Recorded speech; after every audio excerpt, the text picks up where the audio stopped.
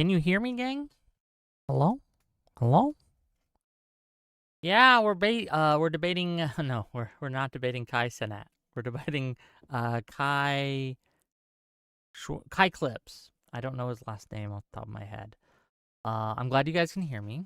We're on the kind of waiting room here for Sarah the Raging Tomato. She'll be the host tonight, and hopefully she'll be back.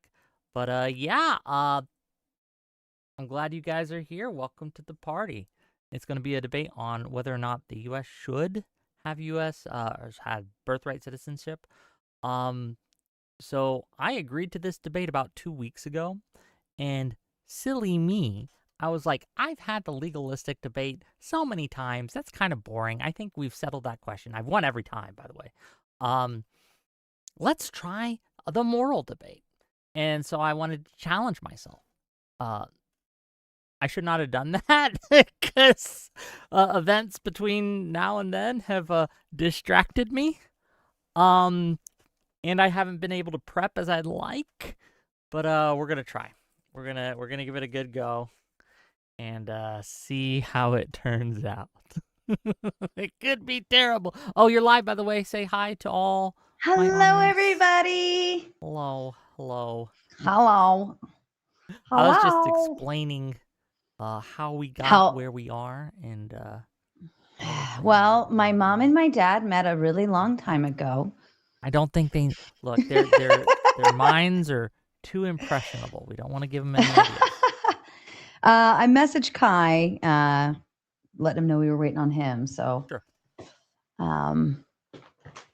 This is his he running? First. He's probably running. I could tell. This is his first. No, I did confirm earlier. He's on for tonight. So nice.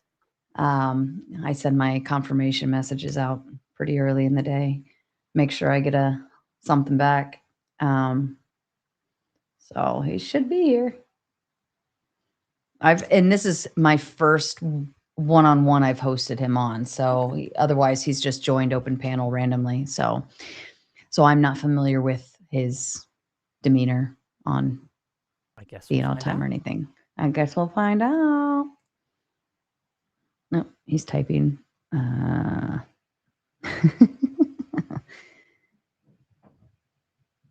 We wait with a bated breath.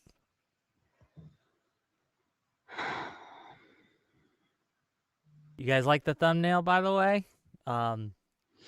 Yeah. Did somebody make that for you? Yeah, I put it the edited one. We're that was badass. A hood DGG today. Okay. So yeah.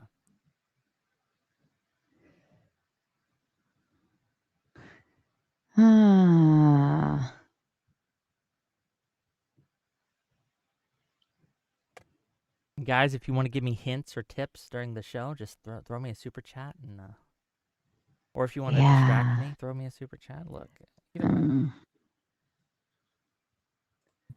there we go. Hi, Kai. Whoa! Sorry about the delay. How are you guys? Ni howdy. Good. Are you howdy. I like that. On a different mic, or is your mic just away from you? It could just be away from you. Let me double check.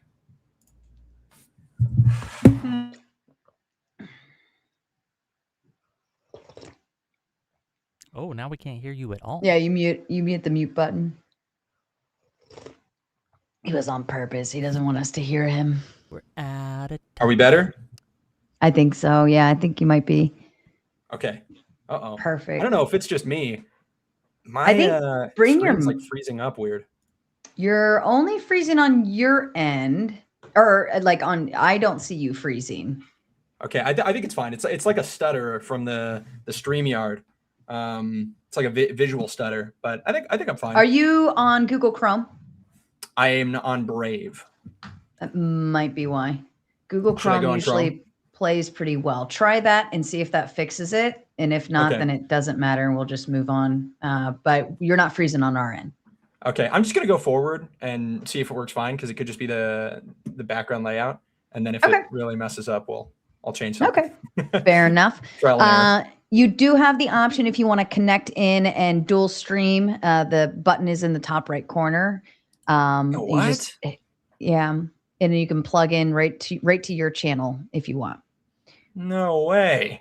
Yes, see, this is how I know whether people. I'm scared to even use this, to be clear. This is the top right-hand corner. Yeah, but you're already screen capturing yours. Yeah. That's what I'm gonna do. That's easier. That's fine. Either way is fine with me. Not gonna bother me one bit. Do you need any extra time to get set up before I do anything here? No, I think I'm good. All right. Okay, gentlemen, we're going to just run through the rules real quick. Whick, I know you've been here before. Kai, welcome to Mater Nation, by the way. Interruptions are my biggest pet peeve. You can scream, yell, holler all you want, but interruptions are the big no-no here. I don't care if you think they're an absolute tard when you talk to them or whatever they're saying. That's fine. Just wait till they're done and then tell them they're a tard, right? If you interrupt them, then we miss a lot of points that they were trying to get to and it becomes a problem. And if you start interrupting the other person a whole bunch, I'm probably not going to stop them from interrupting you later. So I play fairsies on that one. So just don't do it and everybody's happy. I do also reserve the right to break out a timer. Nobody likes it. It's no fun. It's boring. But if you guys get to a point where we can't stop interrupting, I will reserve that right to bust that one out. Personal attacks, personal beefs, all of that does not belong on my screen. I don't like it here. I don't know if you guys know each other personally or know each other's moms or whatever, but either way, your moms don't belong on my screen. Either do girlfriends, wives, boyfriends, dogs, whatever. We are here to talk about the topic and discuss that. Anything else you say for another day on another channel or elsewhere. Name calling, mudslinging, that's all fun and games. It's entertaining, not a problem for me, as long as it's not the entirety of the show. You want to throw out a little fuck you bitch, whatever, every now and then, that's fine. But I don't want to sit here and listen to you just call each other names the entire time. We'll get through our opening statements. Whick, you have the yes, affirmative yes. Kai, you have affirmative no. Or should, yes. Wait, what was the framing? Should the U.S. allow birthright citizenship? Oh, allow. Okay. I've been functioning off of the opposite framing. That still works. That's fine. Okay, fair enough. Doesn't change what I'm going to be debating. It just changes the verbiage. Cleared that up before we got started. Yeah. Should the U.S. allow birthright citizenship? Whick, affirmative yes. Kai, affirmative no. Whick, you have the first opening statement. Kai, you will follow up. On the other way around for closing statements, Kai, you will have first dibs, and then Whick, you will have final say. After we do that, we move into reading and responding to the super chats, and then I open up for open panel Q&A. Whick, it's a little new here since the last time you were here. Open panel Q&A is a respectable portion where it's one at a time. They get to ask you questions. Anyone that joins the open panel. Yeah. Huh? Being irrespectable, yeah, that has changed. Okay, right. Yeah. Well, where they're here to actually ask you a question or comment and discuss with you. It's meant to be respectable and get through a good Q&A session. It can last anywhere from 30 to an hour. After that, then we move into gauntlet mode, which is open floor, open panel chaos. At the gauntlet mode, you guys are welcome to leave. You're welcome to stay and play, whatever you'd like to do. If you're getting content from it and you're making a bunch of money, we'll stay here all night as long as the chat allows us. Any questions, gentlemen? I threw that at you pretty fast. I'm getting faster at locking this one out. Yeah. All right. Okay, so I'm going to tuck you both backstage. It's about a 2-minute intro video. I'll pop up, do the intro, everything like that. I'll pop you back up on screen about 30 seconds before the video ends, just so you know not to pick your nose. Everybody good to go? Real. Here we go. Let's have some fun. Good luck, both of you.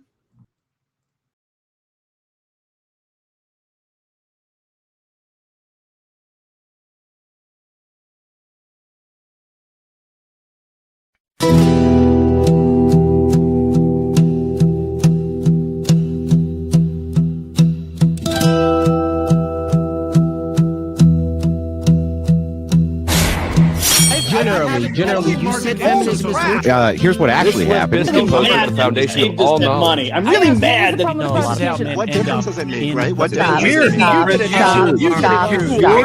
Stop. The deregulation of the industry is obviously going to cause more of that industry. And to lubricate the trust connection between people until they have enough. Yet we could still look at biological reality in determining who's a female, even if there are. Why don't you denounce feminism the same way you're denouncing capitalism? If you don't... For something to be objective, it needs to be verifiable. And you can't verify if I make a claim as a political pundit, it is true that I definitely could be wrong. Yeah, you're promoting, right? Ideology is the main thing of politics, right? This is my ideology. So 2015, anyone go back and watch the footage? The first GOP debate. Cool, Robert. Oh, they're dead? For a while, you said.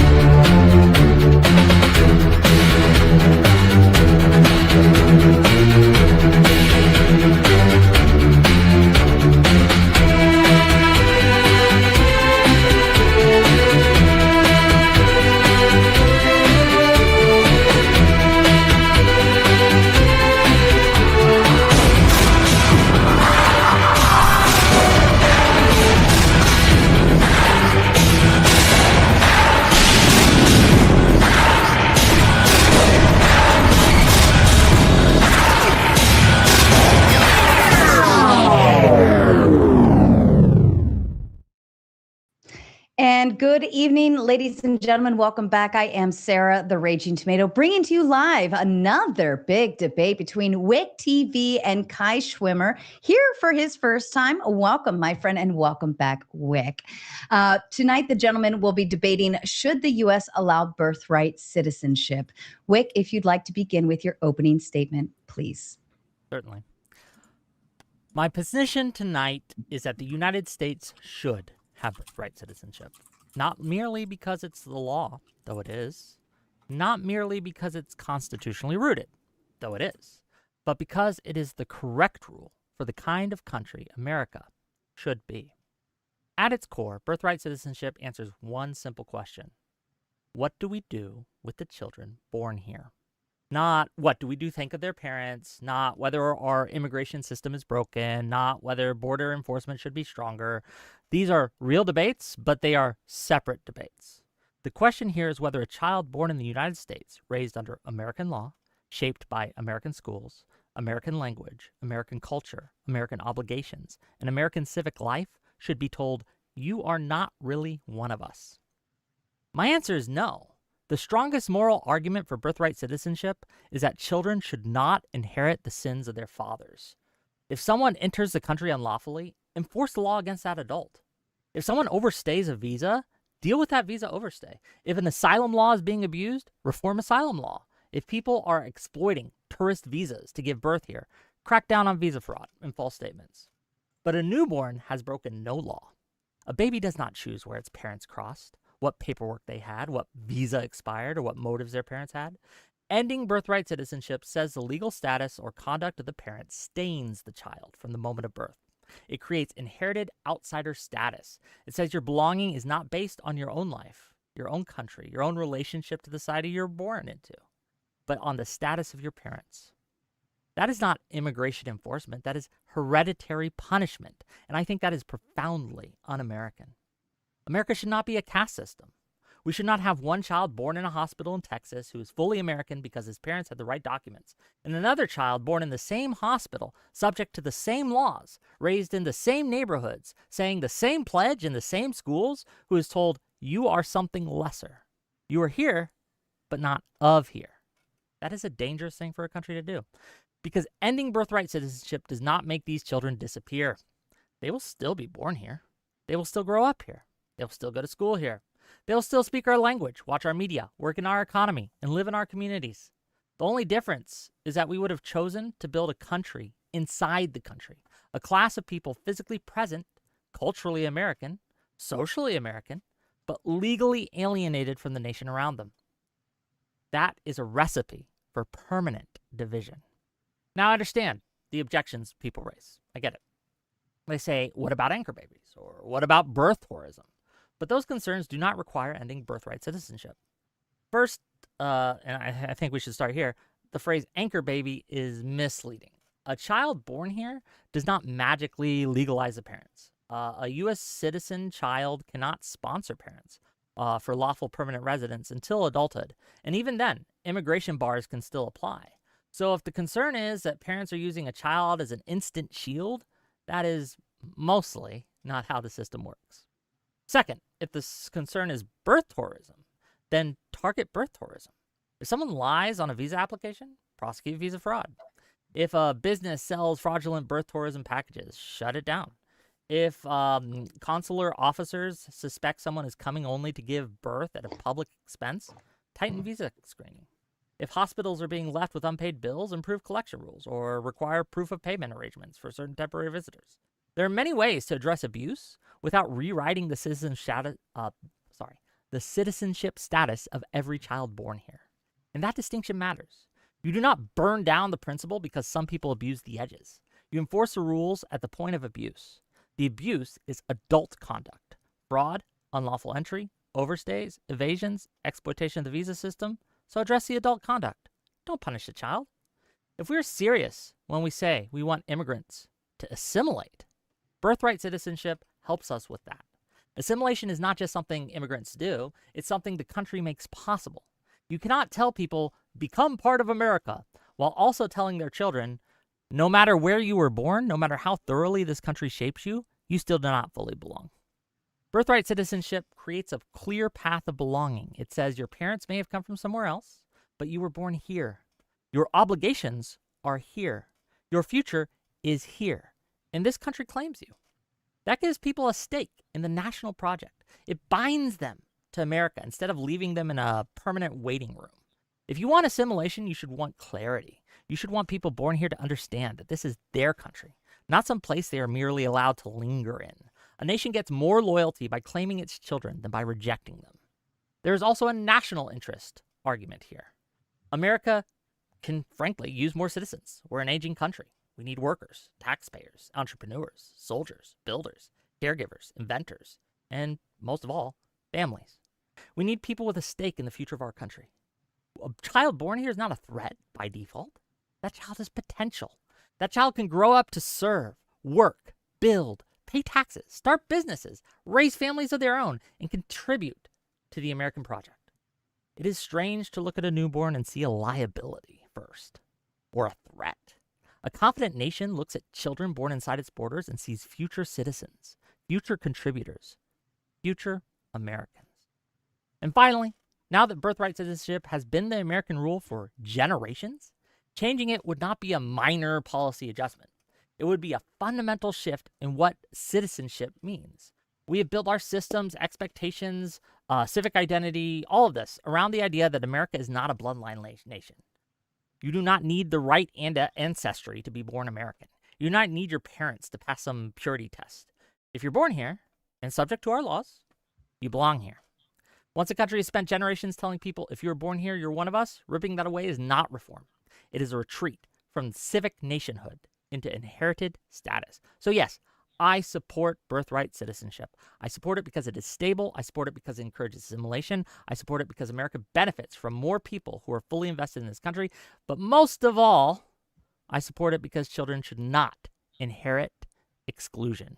Enforce immigration laws against adults where appropriate. Crack down on visa fraud. Go after birth tourism schemes. Fix asylum if it's broken. Secure the border if that's your thing. But do not solve adult political failures by creating a class of American-born children who are told from birth that they do not belong. Country should not manufacture outsiders out of the people born inside it. Birthright citizenship prevents that, and that is why it's not just the law, it's the right law. Thank you so much, Whick. And Kai, over to you for your opening statement, please.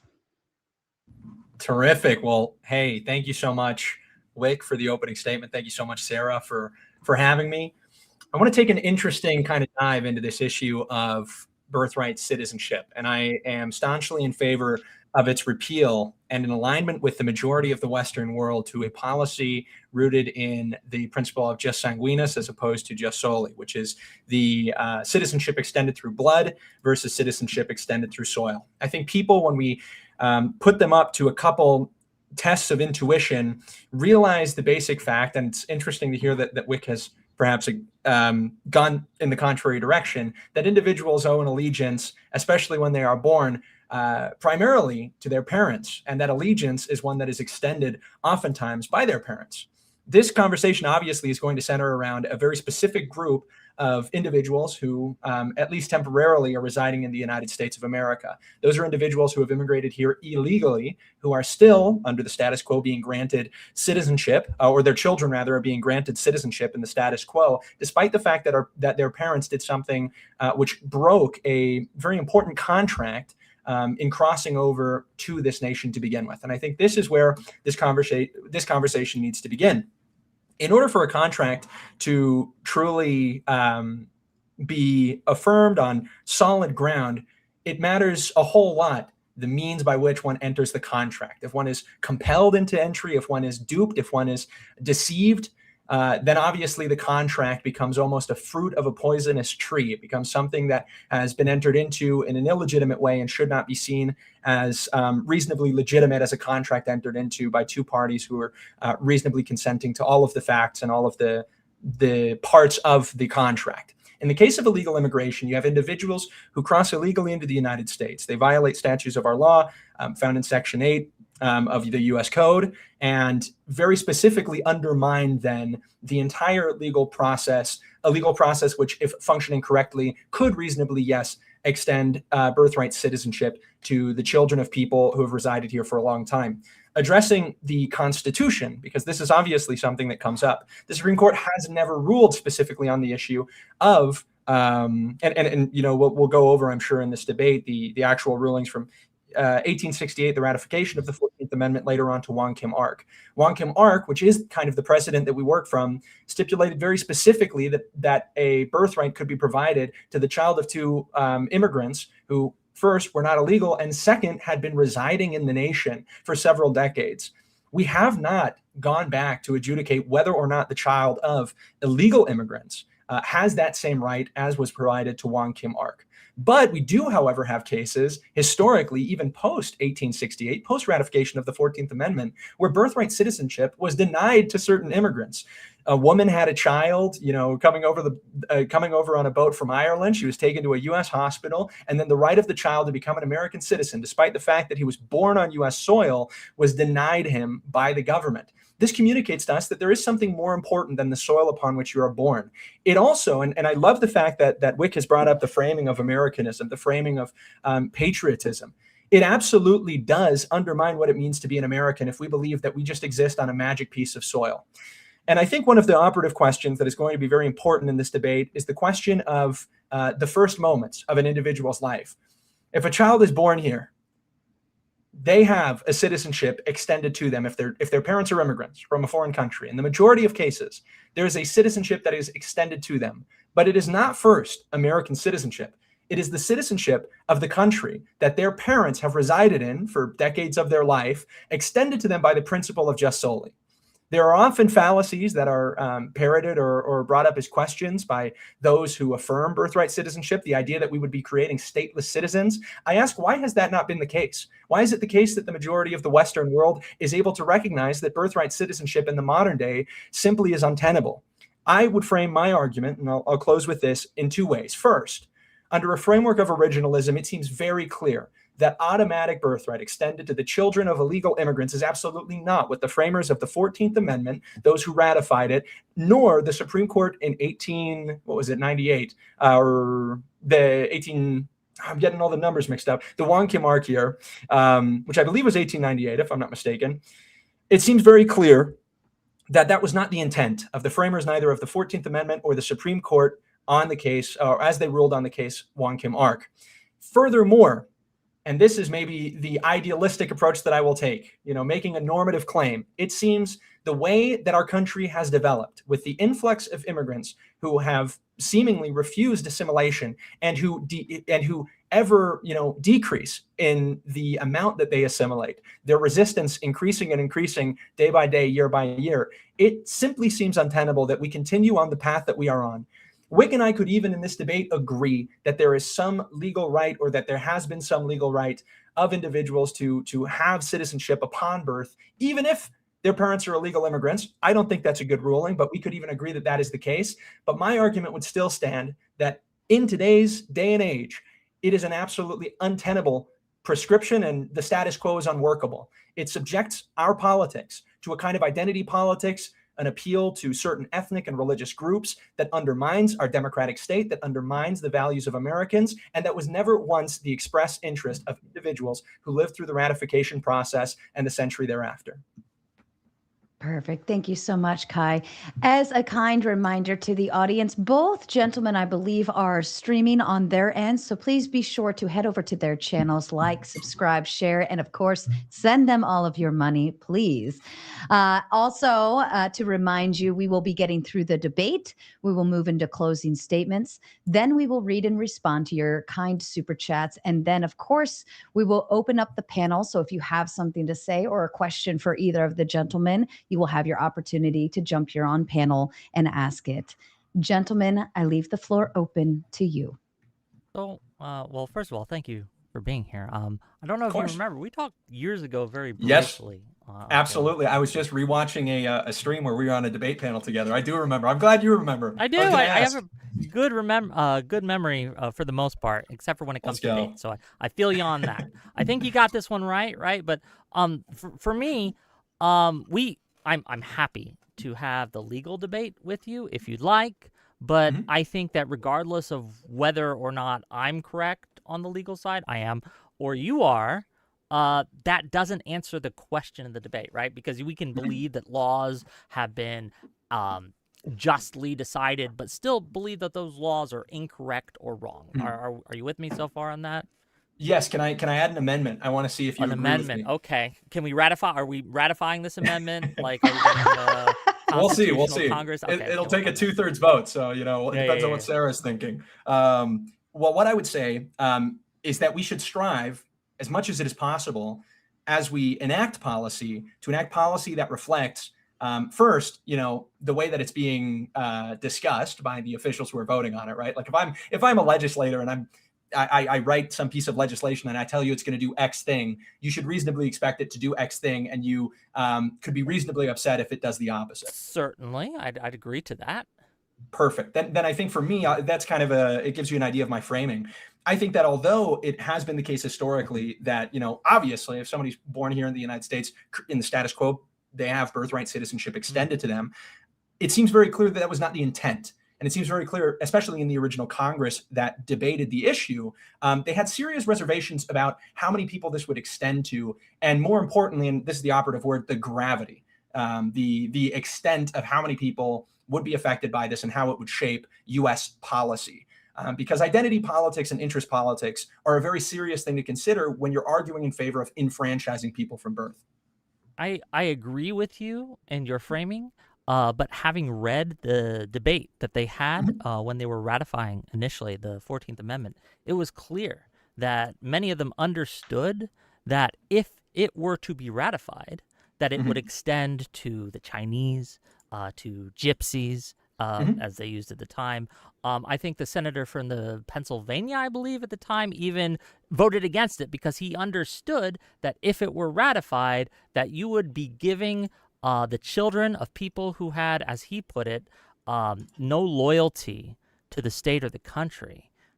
So I would posit that that's evidence that when they were going through it at the time, that they knew that this was going to extend to every person who was born here, except for there was a few exclusions that they put in at the time, right?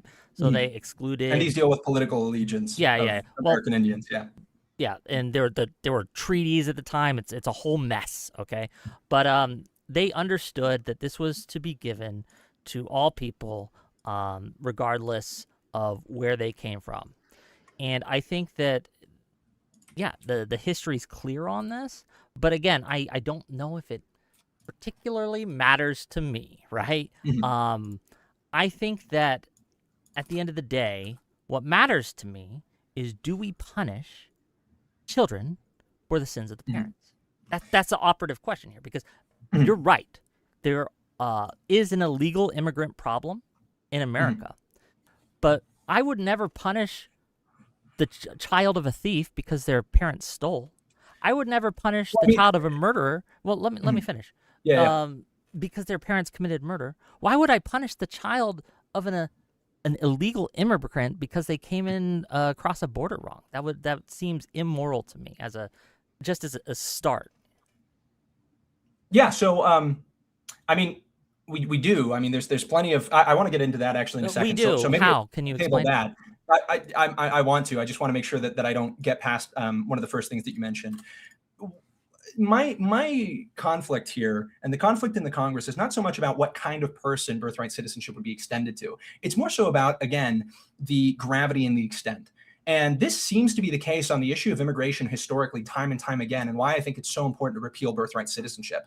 We see that every single time this seems to be put up to a vote, whether it's in the 80s with Reagan, whether it's in 65 with the Hart-Celler Act, whether it's earlier, it seems that immigration restriction is the will of the people and the will of the Congress. But the effect of policy passed, whether it's Reagan's amnesty, whether it's the Hart-Celler bill, which we were told would not have a significant effect on U.S. demographics or on U.S. culture, or whether it's earlier, right, with birthright citizenship, it is very clear to see that the implementation causes an effect that was not the desired intent of the people who were actually debating it, which is why even the most liberal proponents of birthright citizenship in the Congress in 1868, and bear with me, if I take a second, I should be able to find it in the Congressional Globe.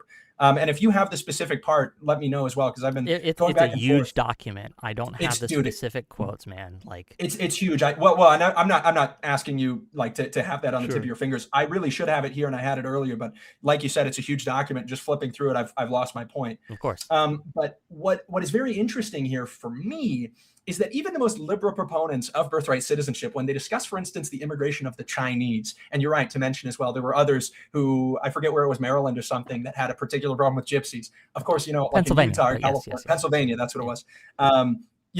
These are particular issues in particular states. California, of course, had a mass influx of Chinese immigrants. Mm-hmm. But when you hear the liberal representative from California discuss the issue, and this is what's interesting, he discusses it applying when he says, there should be no reason that we reject this proposal. There should be no reason for being against it, which would extend birthright citizenship to scores of individuals. What is the quantity of a score? If I'm not mistaken, this is a numeral of 20. He's not discussing millions of people. He's not even discussing hundreds of thousands. He's discussing scores of people. His perception is not that the United States would shift, but rather as he explains Chinese immigration to California, he even says something which, to me, reading it was really hilarious. He believed that whether dead or alive, their bones would return to China. That's the language that he used. So we're not thinking about individuals who are coming here and staying, but we are talking about individuals who are either dead, their bodies are being shipped back to China, or they are alive going back to China before they die. This obviously seems to be the perception of the Congress, even among its most liberal proponents. So, again, I would just like to point out that my question was never answered. I asked you, should we punish the children of parents who break the law, right? And because that's the core. Like, yes. I understand your argument is such that at the time they did not understand the ultimate implication and how this would expand to much more of a problem than they thought that it might be. I understand that. I disagree. I think the load-bearing term of score. Can I finish? Load-bearing word that you're using, like scores, meant like 20. So he's saying scores. He was obviously speaking a little more colloquially. He wasn't referencing specific amounts there. That's I disagree. Just obvious I completely disagree from the text. But that aside. I think that again, it's a moral question for me more than a legal question, and the moral question again rides on that specific thing. Should we punish the children of parents who come here illegally? And I say no. And that's where I rest my first principle of this argument, and most of it kind of trickles down from there. So I'd really like the answer to your question, answer to this question, just a direct answer, please. Like, should we punish the children of people who commit crime? I say no. So I don't think, and I don't mean to be like slippery about this. You're being slippery about this. Well, if you'll let me finish, I'll explain exactly why I think you're actually being slippery. The way we started this debate was with this important amendment, and I set out very clearly that it is important to analyze what was the intent. You and I both agreed that if there is a stated intent that is completely different in implementation, that's probably something that we should avoid. And to the extent that we have seen that the implementation has created some completely opposite result of what was being said as the legislation was being voted on, we should probably seek to remedy that legislatively. But then, in an attempt to kind of dodged that first part of the conversation. You said, well, you didn't answer my second question. Well, I said, if you'll recall, just about 5 minutes ago in the debate, I said, I want to get to that second question, and it is half of the document that I wrote up about this you debate. say you want to get to it, but you're doing everything but get to it. Let's let him finish at least. I think the fact that you think that that's slippery means that you don't want to engage with my first contention. I'm more than happy to move on to the second the moment you have begun to account for the first. But as of yet, hold on. As of yet, all you've said is that, well, scores doesn't actually mean scores. I don't know how you figured that other than vibes. And then the second thing is you said, well, it's not super important what the Congress is actually saying because I'm more concerned about my other contention, which you didn't answer. Well, I didn't answer your second contention because you haven't given me an answer for the first. That's not slippery. It's just making sure that we get our ducks in a row before we move on in the debate. But I did answer the first, and I provided a very specific example of the senator from Pennsylvania who acknowledged that at the time, if I may finish, who acknowledged at the time that it would extend to people that he did not want it to extend to, such as gypsies and etc. And that's why he voted against it, because that understanding was there, thus addressing the point that you were making onto the intent of the thing. You might not agree with my conclusion, but I leave that to the audience to decide. And this is why I say you're slippery, is because having addressed that, you simply say and turn around and pretend that I have not. And I asked a very simple, very direct question that you have yet to address, and I'd like you to do so if we can. Well, Whick, do you remember what my response was to what you said concerning the senator? No, that wasn't my response. My response was, well, I don't think that the quality of the individuals, the kind of individual, like their ethnicity, matters. What matters is the amount, because the amount is the thing that the Congress was talking about. All of them basically agreed, and actually, you're right, the senator that we're discussing, Senator Howard, he didn't agree even about the kind of individuals. But the majority of the Congress agreed, okay, yeah, this can be extended to basically anybody. They weren't, however, talking about millions of people. And so those are two functionally different questions. A question of kind of person and a question of amount of people are functionally different and have very different policy implications. So my argument is that the Congress did not expect millions of people to come here and take advantage of that system that they were creating. And to the extent that they did not expect that they were not in favor of it, we should be reasonably allowed to go back and say, hey, the policy has not reflected the actual will of the people who drafted it, and we should be able to undo it because it's had this adverse effect. Can you show me a quote or a statement in the discussion that they had where they mentioned that, well, if it gets where it's too many people, like if it crosses a certain threshold of numbers, then we would not be okay with it? Can you show me anything like that? Or is this just something you're inserting into it? No. Like, that's why I cited the very specific examples from the Congressional Globe, from the actual debate, both of the liberal proponent of birthright citizenship from California in his discussion of first the amount of people, and then second the kind of immigration that was occurring. Do you know what I just asked? Can you repeat my question? Yeah, absolutely. If I can cite specific examples from the debate that point out that they're talking about quantity, and that quantity is a concern of theirs. That's not my. That if it passed a certain threshold, that they would no longer be. Well, that's quantity, right? Like threshold is quantity. Can you cite those examples? Well, I did. You just but what you cited was that he understood that it would be extending to scores, whatever that means, right? Whether that is it be numerical, specific, or whether it be a more colloquial statement. But that does not address the point that I was asking you, which is there a threshold that he was citing where if it was more than scores, right? If it was scores upon scores upon scores, millions, as you say, that he would be like, okay, maybe we should tone this down. Can you cite me anything like that?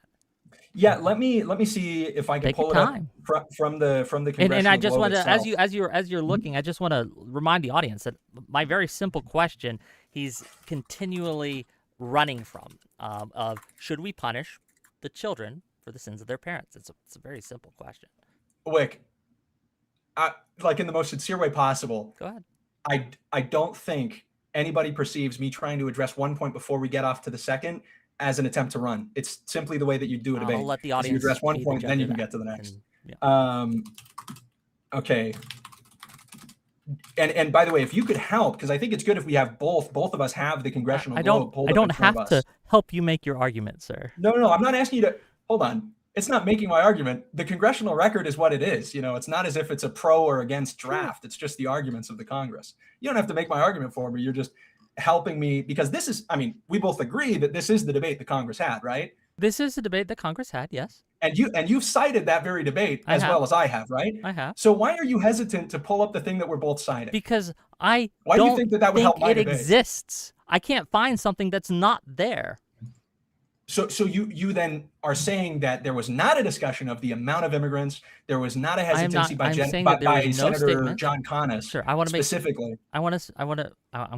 I do not think, and you could prove me wrong. Look, I may have mistaken because it's a big debate, but I do not think that there was a large-scale discussion on, well, if it passes this certain threshold, then we would no longer be in favor of this. Okay, give me just a moment to pull this up. And by the way, I think you're applying a very specific framework. I want to be clear. That's not the way you said it. That would require an entirely different kind of legislation, which concerns the amount of immigrants, because there are specific caps, right? The Congress passes different legislation, which concerns caps to immigration. That's why I think that the 14th Amendment did not discuss thresholds, and thresholds do not apply. Well, hold on. Two things. They don't give a policy prescription because that's not the point of that debate. What they do, however, make very clear is there is a perception about how many immigrants are being received. And if you want any more evidence of that, I mean, I think you and I would both agree. I'm looking for any evidence of that. Well, hold on. If you wouldn't cut me off with snarky replies, I think I'll get to what you and I both agree on. The Congress obviously was very concerned about mass migration to the United States, which is an issue of quantity. If that was not the case, they wouldn't have had an explicit labor ban of Chinese migrants. I don't think they had that at the time of the ratification of the city. They had it right. And what was hilarious too, you had in 1868 the ratification of the 14th Amendment. 10 years later, or 14 years later, you had the first restriction of Chinese immigrants. 10 years after that, they extended it. 10 years after that, they extended it again. So 14 years after the debate that they had? Well, yeah, pre-Wong yes, Kim Ark. So at the time, I do not think it was a major concern of theirs. Let me say it this way: it wasn't a big enough concern that they would not ratify the amendment. Well, yeah, because they were incorrect. So hold on. Okay, so they were incorrect. So their intent was no. This is important. Their intent, right, was incorrect in your mind, which is fine. But it means that their intent points to my argument that they did not have a threshold. You can say that was an incorrect intent to have, but it was absolutely true. Kai, did you have a clarification there? Yes. Whick, it would be over. Okay. If the argument is about whether or not the Congress in 1868 that debated and ratified the 14th Amendment was concerned about an excess of immigration, then it would be overwhelmingly clear that only less than 2 decades later, they pass severe restriction to immigration. They then extend that in 10 years later. They extend it one more time and ratify it into law in the Chinese Exclusion Act. Do you believe that the Congress in 1868 just wasn't concerned about it at all? And then something, perhaps mass migration, happened in the 14-year interim that made them very worried about it and caused them to restrict immigration? Wouldn't that make my point? That is my argument, is that they ratified something, not expecting it to have a certain result. And when they saw that result, they very significantly restricted immigration because they didn't like what was happening. So that's my argument. Sure. So 2 points, right? So 1, I do not believe that the legislation was even made up of many of the same people. Many of the legislators at the time were much different because we have elections every 2 to 6 years, depending on if it's the House or the Senate or whatever, right? So many of those positions changed hands. It wasn't even the same body of legislators at the time. So that's point 1. Point 2 is that when they saw that there was a mass influx of migration. Could you repeat the first point? Sorry. Yes, it wasn't the same body of legislators. There were different ones that were elected. I don't know the ratio, but I don't think all of them all won their seats continuously up until 14 years later. I would be shocked if that was the case. I don't know for sure. Maybe you can get an on me by saying, no, it was the exact same legislator. But I'm saying that there are different people. So that's 1. But let me get to Can I clarify on that? Oh, sure. It is important. Do you then believe that the Congress that ratified the 14th Amendment was very liberal as it concerned birthright citizenship? They would have been in favor of it, even if there were millions of people? I don't know. Okay. I'll take that. I'll let you keep. Yeah, going.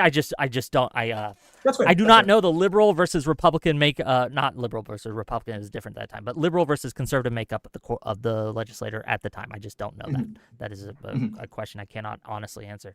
But the second totally point fine. is that when they saw that there was a problem with immigration that they needed to solve, they did not remove birthright citizenship. They used other measures to restrict immigration, which is my argument that while there might be problems with immigration, mass migration, all these things, that we can solve these without resorting to ending birthright citizenship. And the reason we shouldn't end birthright citizenship goes to the question I keep asking that you keep not answering.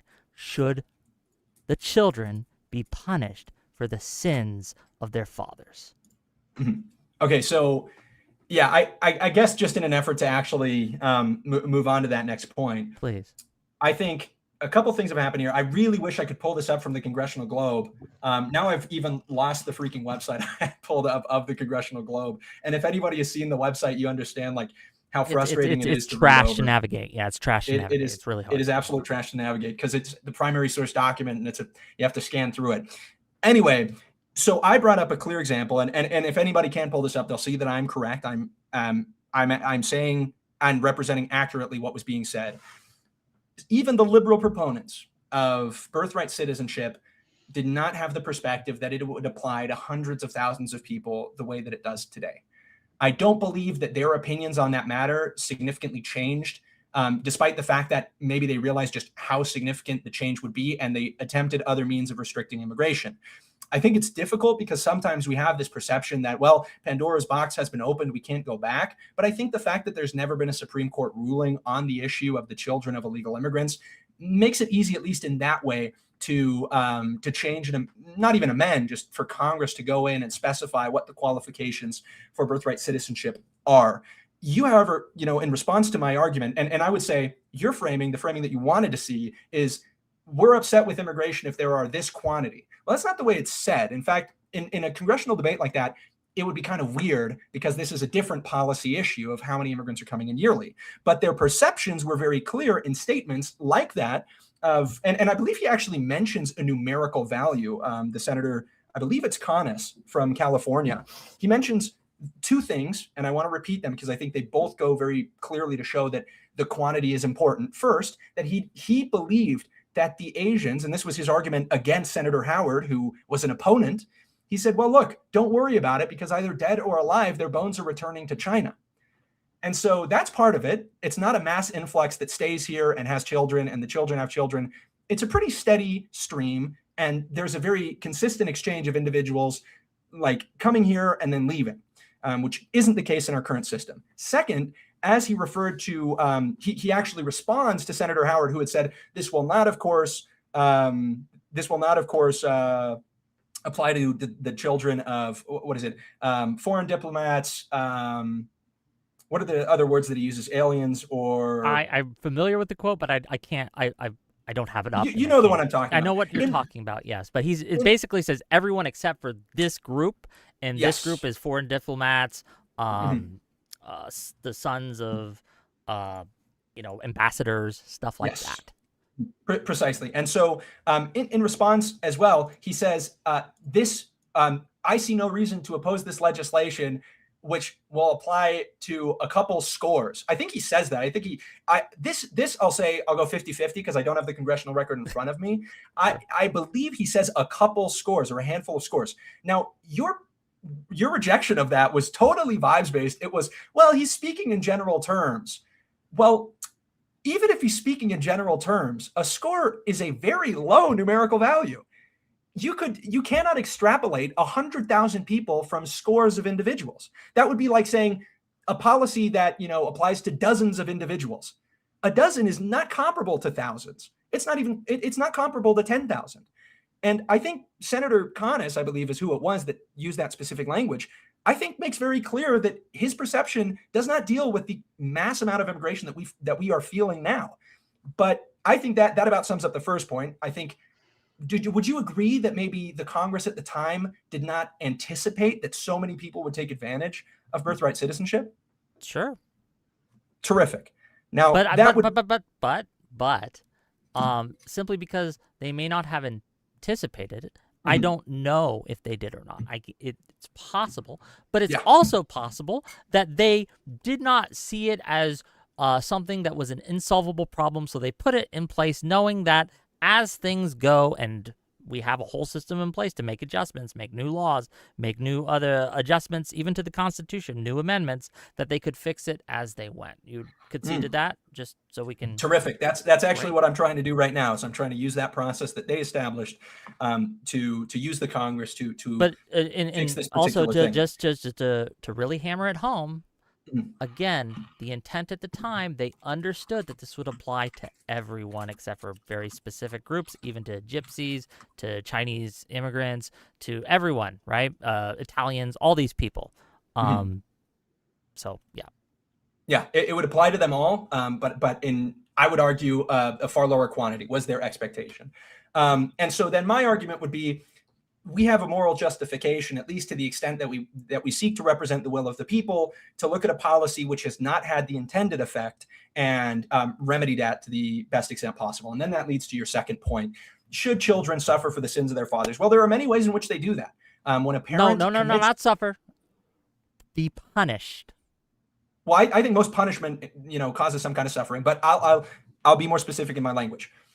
Should children be punished for the sins of their fathers? Well, I think in many ways they are. I mean, a child incurs the punishment of being. If they are or not, because we can all point to incidents where that might be the case. But my statement here isn't what is happening, but what should happen. And my should statement is no. Well, I think in certain cases, do you disagree with that? Yeah, absolutely.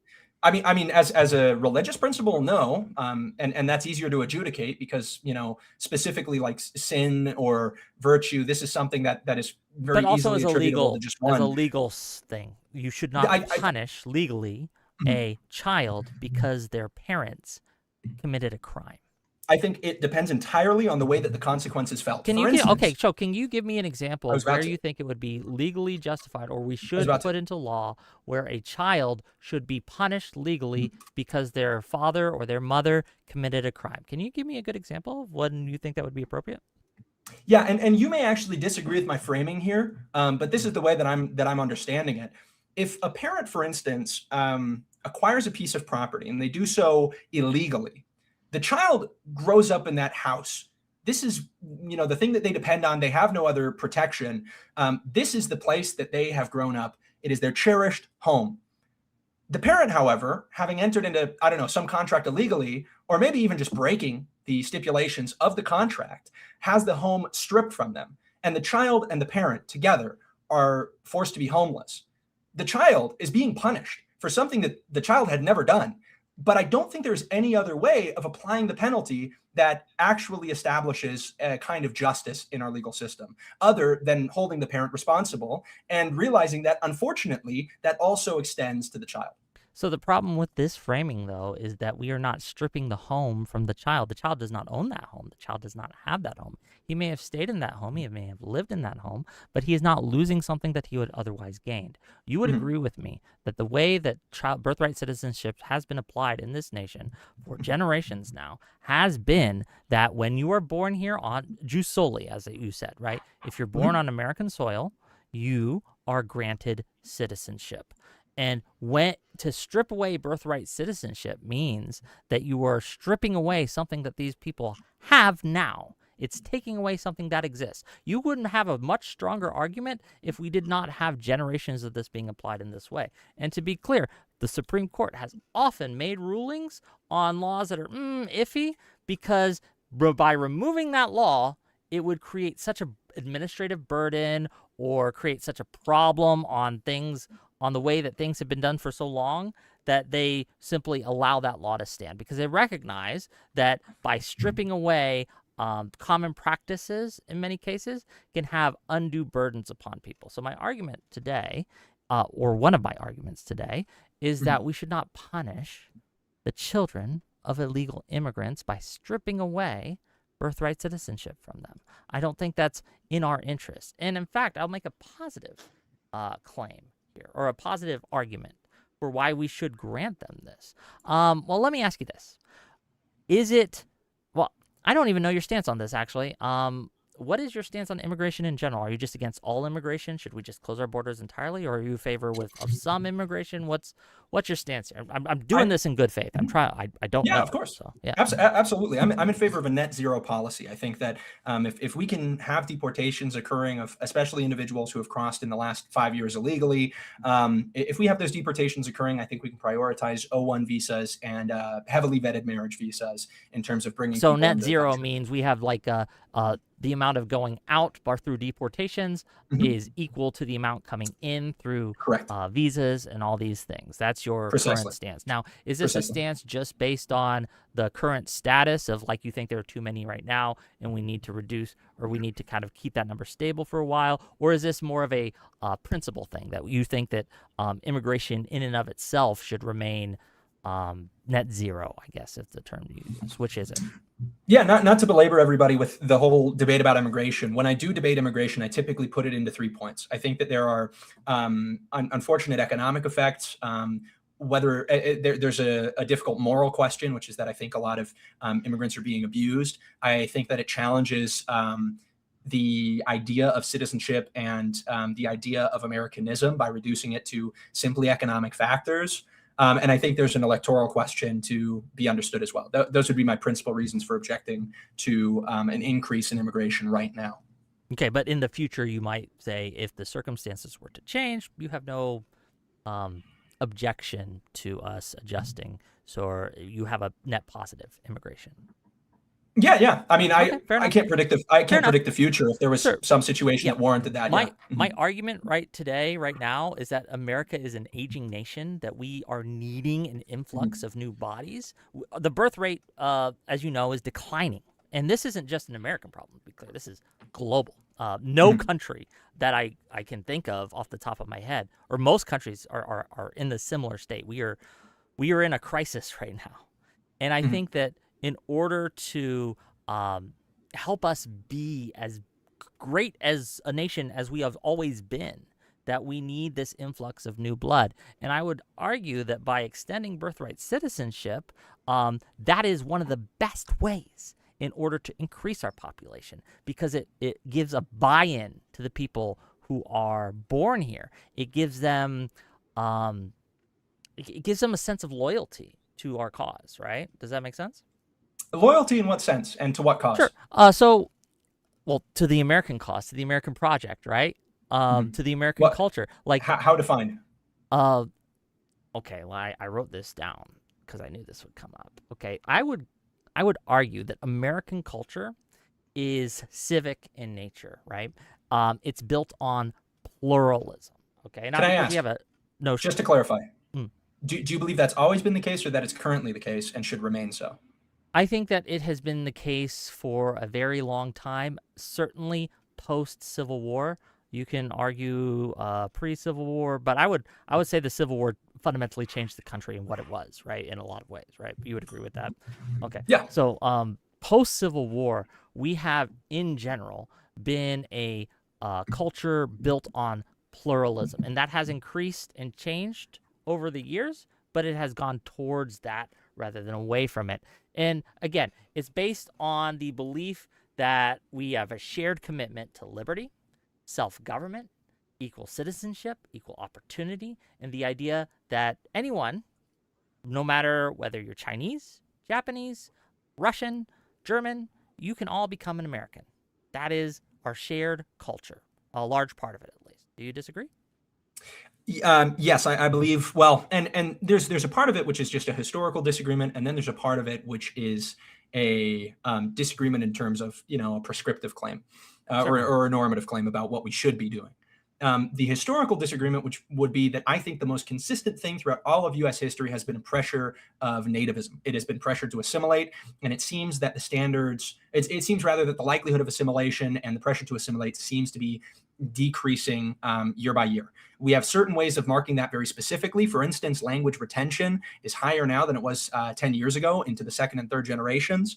I think that's a very significant one, because communication should be the kind of fundamental basis of cooperating as a nation. If you're unable to communicate with each other, you cannot engage even in just a purely civic project. So that's a very big concern for me. But then there's aspects. I mean, I agree with you that when you give people citizenship by the moment they're born here, whatever country they come from, you certainly encourage them to engage in, maybe the United States as our civic project, as a nation, as a civic project. The problem is that you begin to completely redefine what the civic project is. How so? Because as the pressure to assimilate declines, individuals will stop carrying with them, or rather will stop feeling the pressure to live up to the original intent of the nation, which, as we both agree, shifted very significantly as we've had more people immigrate to the United States. But they also tend to craft it actually hold on there. Mm-hmm. It's shifted significantly based on a whole host of factors, on how we deal with our foreign adversaries and our foreign allies, as well 100%. as world 100%. and global events, World War II, World War I. You had the Cold War. We've also had a massive change in technology that has absolutely impacted our culture in ways that we're still feeling and we're still reeling from. And I would actually argue, and this might be a little tangential, so I won't stick on it too much, but the technological advances in the last 20 years have changed our culture more than immigration ever fucking could. Like, either way, right? Like, positive, negative, it doesn't matter. The invention of this and social media has impacted not only American culture, but global culture in general. And I would also argue that one of the biggest changes we've had to American culture is the globalization of American culture. American culture is our biggest import, right? Or export, I should say. It's our biggest export into the world. Everyone knows American songs, American movies, right? You look at even in Iceland and Greenland and China and Japan, they're all wanting to watch American movies, come to America right? Like, everyone wants to come to America. We are how did Reagan put it? The shining city on a hill. The city on a hill. Yeah, it's a great speech. I think look, Jesus put it that way first, favorite but Reagan speech. also said that. Yeah, my favorite speech of any American president was that speech by Reagan. He knocked it out of the park. I don't like him for other reasons, right? But that, I got to give the man credit. Okay, Can I say, Whick? I think it's interesting because there's an interesting debate within the conservative movement about Reagan. How now we're kind of falling out of love with him a little bit because of some of the things of Trump he did. Not necessarily. Trump. Yeah, I don't think that's what it is. I think people now are kind of that's looking a side debate, and we can have that another. Yeah. Day, right? So. And we're already branching into the side debate of just immigration as a whole. Sure. But I'll say, hold on. The immigration as a whole is really connected to the birthright citizenship thing. Go ahead, Kai. Even if you look at Reagan, for instance, this is a guy who passed amnesty with the goal of decreasing immigration in the future, especially illegal immigration. And what happened? The complete opposite. That wasn't his goal, is to decrease immigration. His goal was to decrease illegal immigration because he wanted the amnesty paired with certain policy changes that I would agree did not pass right later. They did not come to pass. And they did come to pass, they just didn't have the effect that was desired. Well, if your argument today is that there is too much illegal immigration, we need to do something about it, fair enough. Birthright citizenship is perhaps the worst solution, and I would argue it's a cure that is worse than the disease. I think that ending birthright citizenship, like, I don't know if you understand, but birthright citizenship is like a load-bearing rule for a lot of our institutions, for how we integrate children into our society. All these things, like, to change birthright citizenship would require a change to how hospitals are run, how Social Security is run, how employment verification is run. All these things would have to change. It would be a mess. And do you trust our government to implement new policies, regulations, and procedures that, in a smooth manner, that would affect all these things? No, look, it would just be chaos. Yeah, I think I trust them just about as much as I trust the Congress back in 1868, who ratified it without ever understanding just the amount of negative consequence that it would have. I trust the Congress of 100 years ago much more than I trust the Congress of today. I completely agree with you that a Congress could vote on something and it could have the exact opposite or a completely undiscovered actual, result. I completely agree with you there. You'll find no argument. I It's think so that's kind of the funny. way I'll that say a policy thing and then works. you'll agree with something I didn't say, maybe a slight variation. It's just funny. It's interesting. It's a good. Well, that's debate. intentional. It kind of gives the debate some liveliness. It's like livelihood. No, I to think say, we're having a lively, fun debate. Yeah, but yeah. Of course, it's fun to say, "Oh, I completely agree with you," and then act as if you had said something totally different. Exactly. I mean, it's fun. We're having fun. But I do want to say, your kind of original contention, kind of away now from the issue of immigration in general, and I would argue, just to touch on this because you brought it up, and I don't want it to go unaddressed. Certainly, technology has changed, societies and cultures in very significant ways. I don't think it's made China less Chinese, and I think that it hasn't made necessarily America less American in a way that immigration certainly could make China less Chinese, and that immigration has made America less American. I absolutely believe that. As someone who studied Mandarin, right, and I was in the military for a few years, and I was a cryptolinguist. My target language was Mandarin Chinese. Don't ask me to speak too much of it because it's been like 12 years, man. I've lost a lot of it. But the culture of China has changed significantly since the CCP was first founded in the 70s and over time. And as we opened up China in the 90s, right, we brought them into the kind of global society that has had wide impacts on Chinese culture, right? The Chinese, what it means to be Chinese today is different than what it meant to be Chinese 20 years ago. So if we look at the origin of the United States, I really don't want to get bogged down too long for this. If you look at the origin of the United States, Samuel P. Huntington breaks this really down in his book, Who Are We? And he's actually somebody who's not against immigration. He's just in favor of assimilation. I'm not unfamiliar with this man, so I can't. No worries. He's great. I actually encourage you to read his book. I'm reading through it right now. He breaks down really well kind of the idea of national identity, even though I disagree with his ultimate prescription, which is for more immigration. I look, and I think everybody looks at the origin of the United States going from 1605 to the 1787 Constitution and the next maybe 50 years.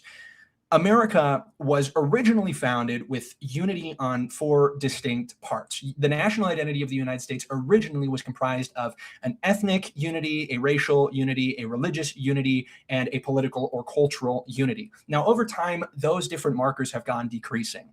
Post-Civil War, the racial component, of course, changed. The ethnic component changed as you began to have more Eastern Europeans immigrate to the United States. I feel like now the only unity that we have is the kind of unity that you described, which is purely by products. I don't want a nation that is that has a national identity that is simply placed on the physical products. Culture is a lot deeper than that. National identity is a lot deeper than that. It's perceptions. It is not just products, but perceptions and practices. And those perceptions and practices, and also the products, have changed very significantly as a result of immigration and could not be affected by any other thing. The amount of Spanish speakers in the United States of America has changed significantly, not because of any other reason, but immigration to the United States. It's not just because people have phones that have Duolingo. The fact that there are Somali communities, not Somali, my apology, they are sometimes Somali, but also Egyptian. Somalis don't speak Spanish. This is a separate point if you'd let me finish. The fact that there are these communities in Minnesota that practice female genital mutilation, and the fact that that is now occurring in the United States, is a shift in the national culture in a way that could not have occurred bar more immigration. Those kind of changes are not occurring in China. They're not occurring in China because China has been particularly strict, at least in that effort. So their national identity on the prior 3 points that we mentioned, the ethnicity, the race, and religion, these are 3 that have remained relatively the same, except I would say probably religion has taken the most significant hit. That is just kind of an aside.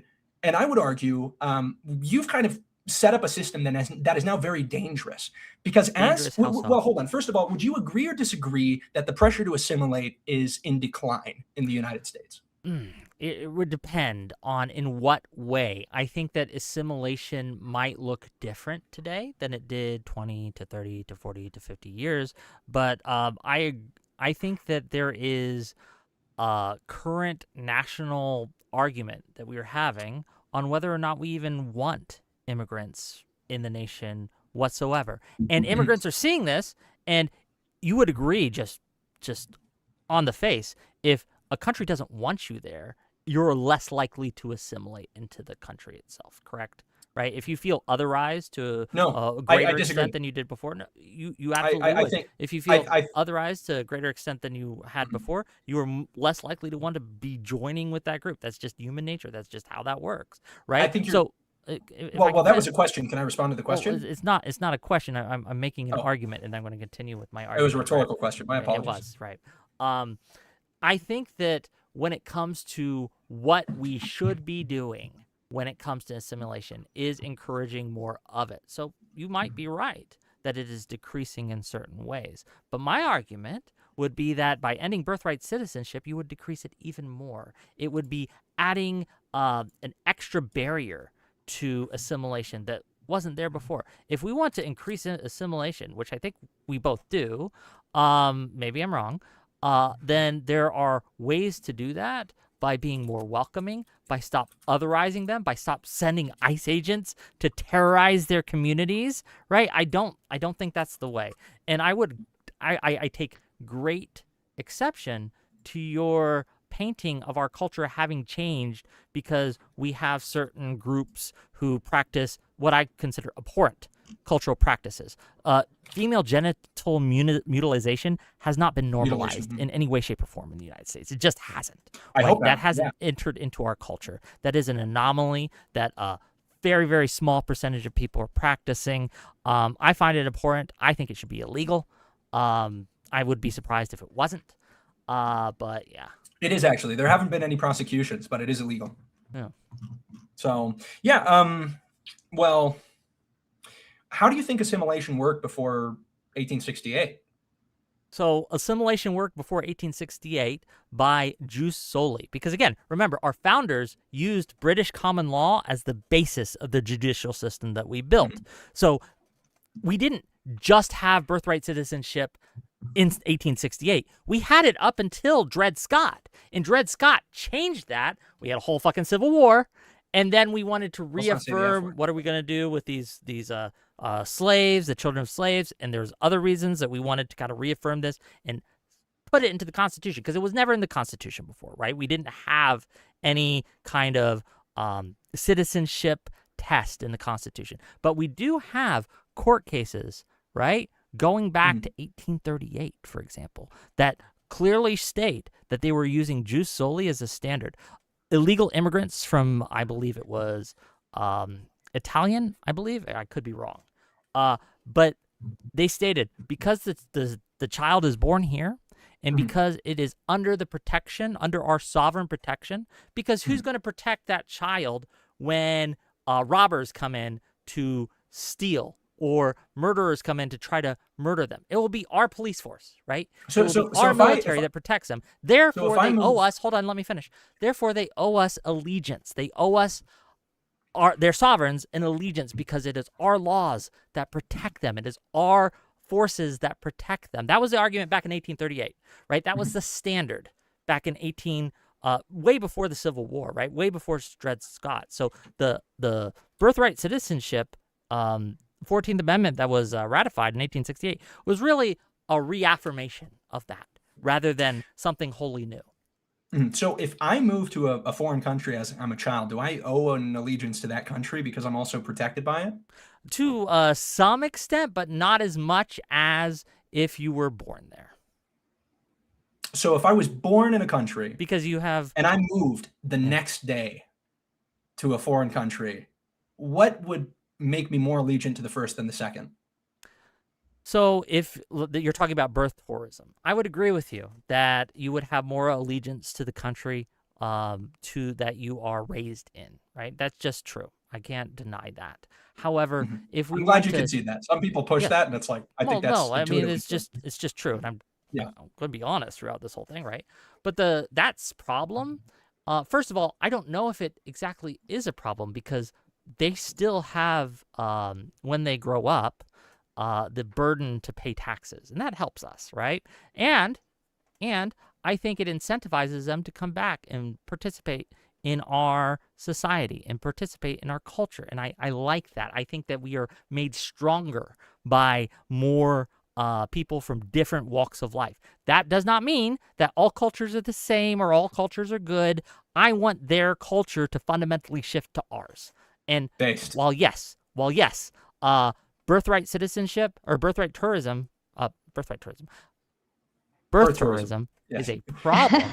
The solution to that is not to end birthright citizenship, because that would create a whole host of other problems. We can tackle visa applications. If you are pregnant, you do not get a visa to come into this country, right?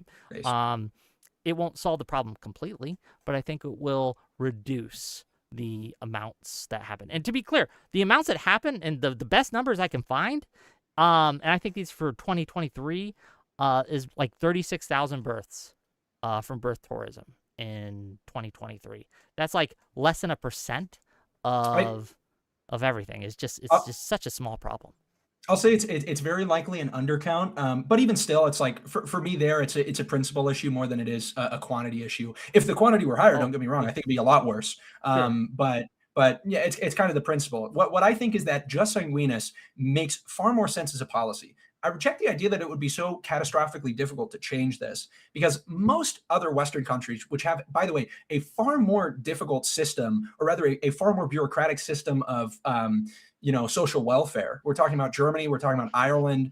How are they doing with assimilation over there right now? I mean, if you look at a country like England, very poorly. Or Germany, pretty much most of Europe, right? Yeah, I think they're doing very poorly. But I think that's because they've allowed in jus sanguinis, and I think that speaks to my point that because they do not. Yes, because they do not have birthright citizenship. One of the reasons that they are having trouble assimilating. This is super important. Is because of this. This is super important. Do you think if we gave citizenship to every single immigrant to the United States, do you think it would improve assimilation? Yes. Okay, that's... Hold on, why would it not? Hold on. Would you prescribe that? Like, no, do you think that's no, because it would create a whole host of other problems. That's not my prescription.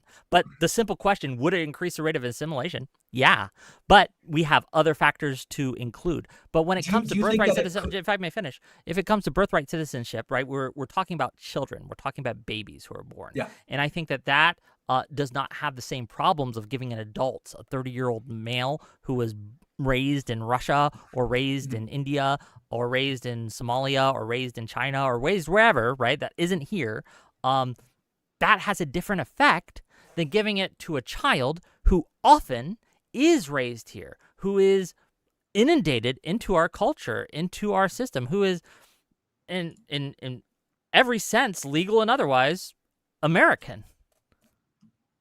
Do you disagree with that? I think there's a significant issue that creates. And this is what I've actually been meaning to get to. First, I would say just rejecting the idea that the problem in Europe is the fact that they're not naturalizing people. I think the problem is that they've allowed... Again, that's not what I said, man. The problem, they have a lot of problems, but one of the problems and one of the reasons that they're having problems with assimilation is because they're creating a country within a country, right? Especially in Germany, right? Where they have, well, they recently changed it a little bit to address this problem, but it's a little cattywampus, okay? So they're having these like stateless citizens, and stateless citizens are very dangerous because they are very susceptible to radicalization by extremist groups. ISIS does a lot of its recruitment among stateless citizens. You have other terrorist groups and other extremist groups that do its recruitment among stateless citizens because these people don't have a home in a very real sense. And these extremist groups offer them a place to kind of plant their flag. This is just borne out by the data over the years. We can watch this, we can see this. And so I would posit that by creating that same problem that is existing in Germany, that's existing in other countries in the European Union and things like that, you're opening up America to having those same problems here, and I don't want that to be happening. But they're not stateless citizens. In the United States, like if a child of Mexican illegal immigrants came to the United States, was born here, and did not have the immediate right of birthright citizenship, they would still be a Mexican citizen. I don't think that applies to all countries. That might apply to Mexico. Could you cite me an example that wouldn't apply? For example, a refugee, right? A refugee that has been expelled from a nation at war where they are in bitter civil war, and they are expelling out whole hosts of ethnic minorities, of other groups, and stripping them of citizenship. These children have no state because their parents have been stripped of statehood. And this is a problem. Well, a lot of the refugees coming from Syria and come from these other countries, that is an issue that they're currently resolving, right? And they're in a kind of limbo state that we don't really know yet. And therefore, they are stateless. It's a real problem, man. It's going on right now. I understand that. And it's certainly like it is a real problem and it exists outside of it. But I think that the influence that has in a national politic is not the way that you make it out to be. It's rather that the United States would not recognize that individual has rights to the same social or welfare benefits that an American citizen would. And by the way, it does not matter if they're stateless or if they have a state. The political prescription of the United States would be the same towards that individual, which is that they do not have access to the benefits that are given to a citizen of the United States. But it's you not as if understand it's how not being as if, stateless exacerbates that situation for them, right? Explain to me how you believe that Sure. exacerbates. So if I were to strip the citizenship of someone who is a dual citizen of America and Mexico, they can go back to Mexico and they can get all the benefits from being a Mexican citizen there, right? They have all access to every benefit a Mexican citizen may have. I don't know off the top of my head what those benefits are, but I would imagine they would be subject to any welfare systems that they may have back there, et cetera, right? You can Right just to acknowledge vote. that. When you have a stateless citizen whose country's embroiled in civil war, who their country's government is not recognizing them as citizens, they do not have the same place that they can go back to and fall back on. And so it affects them differently. So like, wait, like how? well, I'm explaining, right? So like, if you cannot access services in America, welfare services, but you need those services, you can't just go back to your home and get them there. You have to choose something else. And a lot of the things that they turn to are crime, terrorism, and extremism because they really have no other choice. Okay, so basically the United States is in a bind where if it has an immigrant that comes to the United States who's not a citizen, and then their country of origin decides to say, hey, this guy is saying or doing something in the United States that we want him stripped of his citizenship for, that person is then just put in this bind where it's like, all right, either the United States has to recognize me as a citizen or I'm going to become a terrorist. Well, no, I think that's there are ridiculous. for adults, there are other ways that we can solve this problem, but I'm talking for children, right? Well, a child is not going to become a terrorist up, because they don't have healthcare in Mexico please, or the United please, States. Please. Children who are growing up knowing that there's nowhere that they belong. It obviously makes them more susceptible to propaganda and other things. This is just true. Okay, so I just kind of disagree with a large part of the framing here. Again, it's, first of all, when you mention this idea of being then restricted from having the benefits in your home country, like a child who or moves being a here, home country where you can't go to because it's Let Kai finish at killed, least. right? Let Kai finish. So let's say you're a child that's brought over with your parents to the United States. You don't have birthright citizenship. You can still have your citizenship of your home country revoked for whatever reason. Does the United States have an obligation to make that child a U.S. citizen? Of course not. Well, this is the problem: is you've created this arbitrarity where somehow, the United States, although the same risk exists, the child that's still a stateless child. The child you're who increasing immigrates the to the amount. United States. We talk about is amount still a earlier stateless child. and how amount matters. You're No, increasing the amount of these people. I'm not changing the amount. It could be a single person. All I'm saying is that your logic applies not just to children born in the United States who wouldn't have citizenship in the United States. It also applies to the children of immigrants who are brought here as children. Yes, but by revoking birthright citizenship, you increase that number and you make it harder to deal with the problem because you've acknowledged it all the whole time that it's easier to deal with 20 than it is to deal with 2 million, right? So the more we increase this, the harder it is to deal with this. And so again, by removing birthright citizenship, we're not talking 10% of the kids who come here. We're talking 100%, right? Okay, Which is obviously an issue. Maybe I miscommunicated. Maybe I spoke wrong, which is very possible. No, I misinterpreted what you were saying about the aspect. Yeah, so of you quantity. understand that it would just like we can't. Look, I'm not. Here's the issue. Wick. Okay, The reason give me the quantity issue. argument.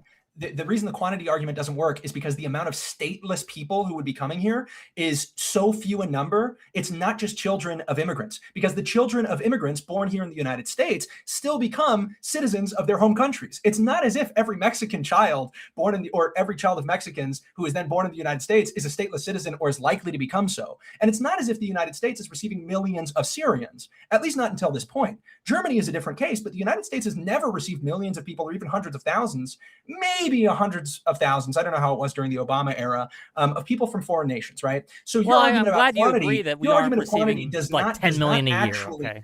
Your argument of quantity doesn't actually matter, because we're talking about people who would become stateless. And the vast majority of children who would be born here and not get American citizenship would not become stateless. They would have citizenship in their home countries because both of their parents have been for several years, or at least a decade, residents of a different state. That is the policy of jus sanguinis. That's the same thing we do with Americans. If I have a child abroad, that child is an American because I have lived for decades of my life in the United States of America. I think that is a far more reasonable policy. What about that is an unreasonable policy? What about that is worse than jus soli? Well, good thing we don't have to choose, because we have both. And my argument tonight is that we should have both. Yes, jus sanguinis allows me, if I were to go to Russia or to China or to Japan and I have a child, that they would get the benefits of being an American citizen simply because they are of my blood. I don't think that's a problem. I would not want to change that. I think that's a great thing. Did you freeze or? No, I'm here. Oh, okay, okay. He's still you just here. went like this for a while, but I that might have been on Oh. mine. That might have been on my end. I was like, whoa. But I think that jus soli is also a good thing. And I understand that not every single child would be born stateless here, but it would increase the amount by a number that is much more than I'm willing to deal with. And I'm not saying all of them, but it's more than I think that we should. It would make our country less safe, just definitionally. And if I may finish, right? Yes. I think that, again, we want more people to come in and be participators in the American project. We want more families. We want more business leaders. We want more taxpayers. We want more inventors. We want all these people. Now, if you want to restrict immigration to a select few that and brain drain these other countries, we can do that, right? We can do H-1 visas and things like that, all these things. These are great policies for a lot of reasons, but they are beyond the scope of what we're going to argue today, because I see you're shaking your head. But I think that their children deserve to be born American, and I think that it helps America that they are. I like the policy that we have right now. I don't like the implementation of all the immigration and visa problems. Like, if we want to solve immigration, we got to tackle the asylum problem. That's where we need to focus. And we need more judges. I think the judges are a big part of it. There's a huge there's a lot of issues that we need to fix. But I think the asylum issue, because we've signed some treaties which kind of put us in a bind there, right? I think America should keep its word. I think America should honor the treaties that it has signed. And we also have, as you said, a lack of judges, a lack of immigration court procedures. And I don't know if you'll agree with this, but I think Trump has really screwed the pooch in how he's handled immigration since he's been implemented in his second term. I think it's been I agree. A horrible mess. I think it's taken an issue where the majority of Americans agree with it, and I think it is kind of optically ruined it in a way where I think it's going to be very difficult for people to advocate for immigration restriction in the future. I hope I'm wrong about that, but I think we'd actually agree there that there are ways that the Trump admin has handled the optics of immigration and deportation specifically, and it was just so callous, so cruel. Yeah, I wouldn't call that optics, but fear. I see what you're saying, right? I see what you're saying. Yeah. Anyway, though, kind of 2 points here. Please. One of them, and this harkens back maybe to the way that we were starting, or not the way we started, a kind of point we haven't addressed, which is kind of the constitutional aspect. I do believe, and this is my ought claim, right? I believe as a normative claim, birthright citizenship, or citizenship rather, ought to be extended to people who have full allegiance to the country. Now, this is difficult in the case of jus soli citizenship, because it seems there is a competing allegiance.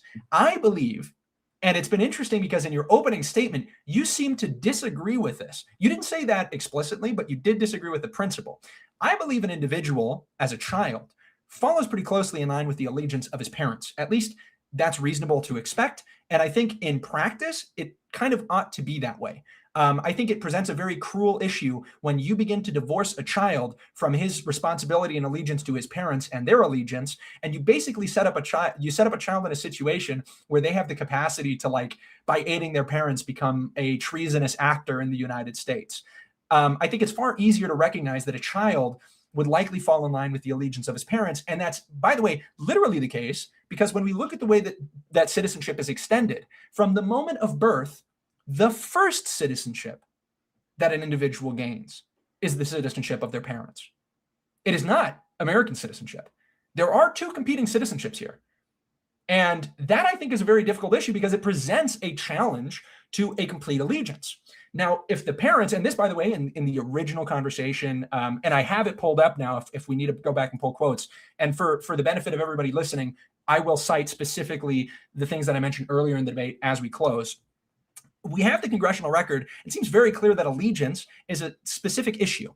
Now, what you've done interestingly, and you did this in your opening, is you created a situation saying that a child should have birthright citizenship because it gives them a sense of duty and responsibility to the American nation. Yes. Well, what if that sense of duty and responsibility to the American nation conflicts with what's happening in their family? Their parents are not American citizens. I think this puts us in an interesting bind. We already have a solution for that.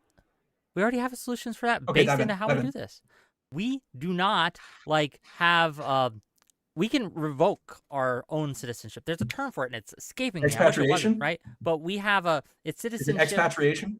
Yes, we can expatriate by choice, right? We can decide we are going to reject our citizenship of our country and pledge allegiance to another country. And there's nothing legally that we have in our Constitution or in our laws to stop that. So if a child's allegiance is coming into conflict with their family's allegiance, when they come of age, they can simply revoke their citizenship. Well, but you wouldn't be in favor of that. You wouldn't be in favor of that, though. Because I want more. I want more Americans. I think people should be loyal to America more than their other countries that they're a part of. I would like a dual citizen of America and Canada to pledge full allegiance to America, not have a dual citizenship. That would be my druthers if I had my druthers.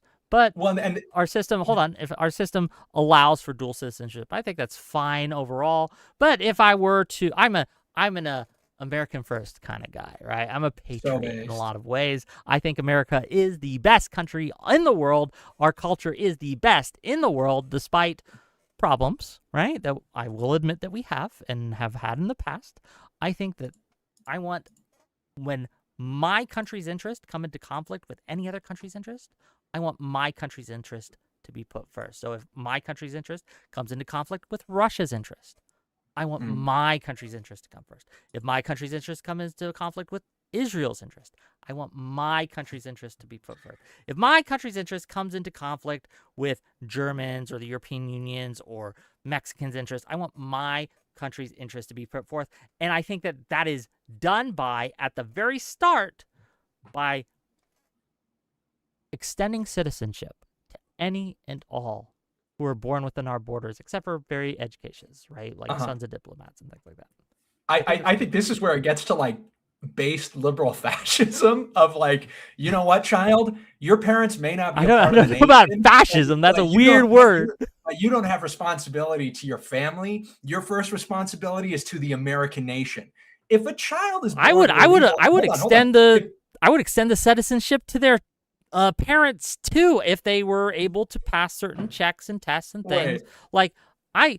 That's a complete 180 from what you said at the beginning of the debate, which is about it's not a change. This is all coherent. You cited very specifically at the beginning of the debate that it wouldn't be a problem because it does not provide an easier path to citizenship to the parents. You literally said, well, they have to wait till the child's 18. It won't be a problem. I was addressing the concern of anchor babies, to be clear. Okay, that a lot of people say. I said that concern could be addressed other ways, and it doesn't exacerbate that concern. But Whick, your own stated policy objective that you just cited is actually going 1 to billion Americans make worse the issue of anchor babies. Okay, have you read that book by Matthew Iglesias? 1 billion Which book? Americans? I didn't hear you.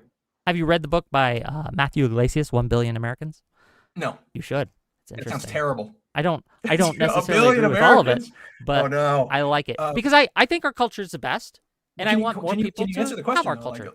I do want an answer to that question. What's the question? Oh, like, how does your response to the concern of anchor babies, how have you not just defeated your prior, rebuttal or your prior assuasion of worries? I think that's a word. Your assuading of worries.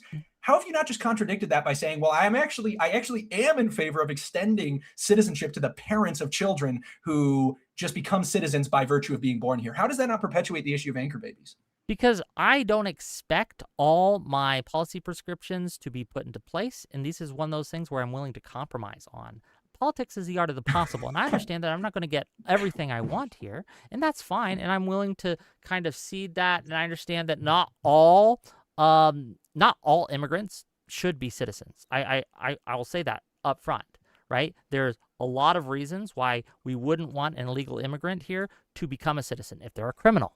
Right? If they've been violent, if they're part of a terrorist organization. These are all things that I would think would be disqualifying. So even they if... don't have to be illegal hold on, immigrants. please, They could be legal please, let me finish. Even if they have a quote-unquote anchor baby, I think that we should have those policies in place that would restrict them simply becoming citizens because of the status of their baby, right? I think those are good prescriptions to keep in place. I'm not advocating for removing them. But if you're asking me for my ideal world, then my ideal world is everyone who qualifies gets to be a citizen. What I think is super interesting is that earlier, I forgot to mention this, but I do want to mention it now. When we were discussing the issue of stateless individuals, you said that the quantity, although not crazy, would be significant enough for you to be concerned. Yes. But then as you cited anchor babies, you said, well, it's only 30,000 people. Although that might not be a ridiculous amount, that's enough for me to be concerned. And now you basically... Well, not anchor babies, to be clear, birth tourism. Anchor babies, I don't know the number for. Well, I mean, that's kind of the point of an anchor baby, right? Is that you have a baby here that becomes a citizen, and that's, the point. I mean, maybe birth tourists, I guess there is the idea that not birth, I'm sorry, birth tourism, no. What the point is of birth tourism is you come into the country, you have your kid here, then you take them to your home country and you raise them there. And that way, when they grow up, they'll have that. So these are good clarification. Separate concerns that good clarification. We have separate solutions for it. Does that make sense? Would you say you're concerned about the number of anchor babies that we have? No, it's just so small. It's just so small. 30,000. What are they going to do? Right? How are you concerned about stateless citizens who probably number less than 30,000, but you're not concerned about? I'm sorry. Did you say anchor babies or birth tourism? Anchor babies. Anchor babies?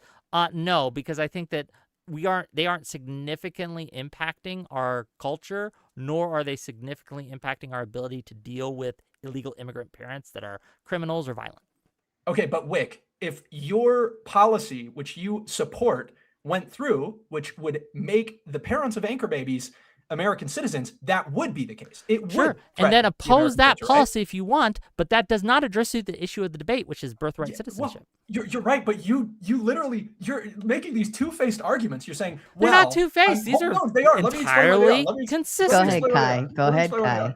You just said, well, I'm not worried about anchor babies because, look, it's not threatening American culture. You made that argument as if the threat to American culture is something you would be upset about if it occurred. But then you also said, well, I would be in favor of granting the parents of the anchor babies American citizenship, which obviously would threaten the American culture. And I know you said not all of them, but your amendment is, well, I'm not in favor of giving it to criminals. Well, of course, nobody's advocating for or members of terrorist organizations or all these things. Well, that includes 10 other people. Nobody is in favor of giving citizenship to criminals, terrorists, or members of drug cartels. Okay, that amendment is like a non-starter. Nobody disagrees with that idea. So you shouldn't be concerned by it, nobody's advocating for citizenship for those kinds of people. But simultaneously, you're making the argument that anchor babies are fine because they don't threaten the national identity. But then you're saying, okay, but also if I had my way, I would do something that does threaten the national identity, which is give citizenship to all of the parents. Of I would disagree that it threatens drug dealers or criminals. Yeah, I would disagree that extending citizenship to immigrants who came here illegally that are willing to pledge allegiance to our country and our Constitution. I don't think that would significantly impact our cultural identity, or at least not in a negative way. I think it would be a positive overall. Okay. You disagree, and that's fine. Well, that's why we're debating, right? That's so true. Yeah. Let's get back to your contention then. Let's get back to the contention of whether it's just or not to punish a child for for the issues of the parents. Yes. I think it is far less just to set up a system where we are now forced. First, if parents immigrate illegally, the legal consequence for illegal entry into the United States of America is a fine. It is it can be a prison sentence. I mean, the second time you do it, it's a felony. But the first time it's a misdemeanor. You have a fine to pay. You can serve prison time, but it's very unlikely. But the other consequence is that you are placed in removal proceedings. Obviously, you then go to a judge and it's adjudicated, but you are placed in removal proceedings. That being the case, the issue of having birthright citizenship presents us with a conflict where the child is an American citizen, and you now are forced either to undermine legal penalties and say, okay, well, the family can stay here because the child is here, and you can't leave the child here, or like that's one option, or you have to get rid of them all. Like, that sucks. It sucks deporting an American citizen. We don't want to deport American citizens, but you've created that situation by extending birthright citizenship to the child of 2 illegal immigrants, although the child has another nationality, although he has an allegiance to another nation which descends from his parents. And I have not seen any reason to reasonably assume that the child should be less allegiant to the other nation, especially because when I asked you prior, you admitted that where the child is going to grow up, if it was a foreign country, they should be reasonably allegiant to that country. Yes, I think that you're baking into the assumption that the correct procedure is to deport these people. I don't know if that's true, especially if they're contributing to the American project through what if they their aren't? labor, through their working in various industries that we have shortages in. I don't know if deportation is the correct penalty a lot of the time for these people. I think this is a context. Hold on, let me answer the question. I think this is context dependent, but I think that, like, even if I would grant you that this is a problem, I think the problem of removing birthright citizenship creates a whole host of other issues. And let me ask you a question. Say you have a hospital, a woman is in labor and rushes in. She doesn't have her immigration paperwork or her citizenship paperwork. She has no papers on her, right? She just comes on in, can't find the father. It's unknown, perhaps, right? And she gives birth. Without birthright citizenship, we now have a situation where we have to adjudicate whether or not that child is a citizen.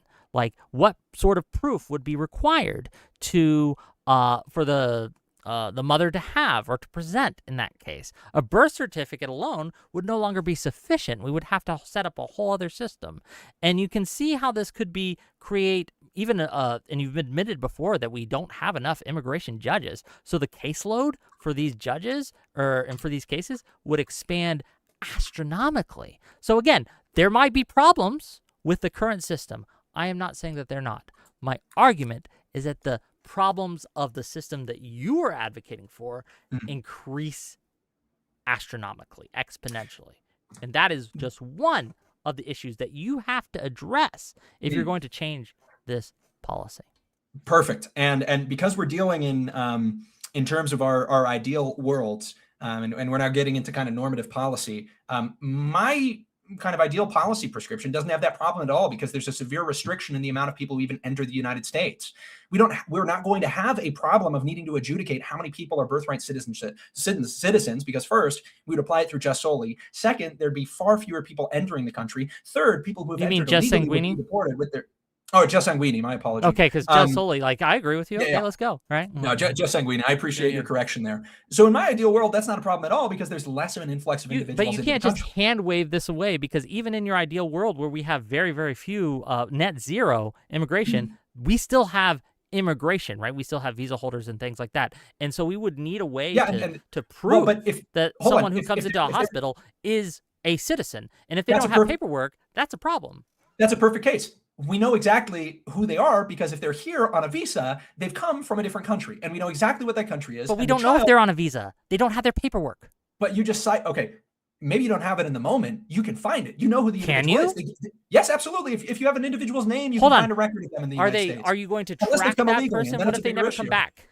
to the hospital, right? Because we have to adjudicate either. Right now, it's not a problem because we get to adjudicate right now. If they're born here, they are an American citizen. But if we now have to prove their identity, now it creates this state of limbo where we have to be able to adjudicate the citizenship of the mother or the father, right? I would assume that if the mother was an immigrant and the father was not, that it would be a citizen, correct? In your ideal world? So Wait, you have say that one more time. If the father's a citizen, yeah, but the mother's father. It doesn't matter which one, I guess. But one of the parents is a citizen. One of the then parents the is child not. is a citizen. That child is a citizen. Correct. Correct. Cool. That's the principle of jus sanguinis in practice. Yes. But you'd have to figure out if at least one of them was a citizen, and there are tons of edge cases here.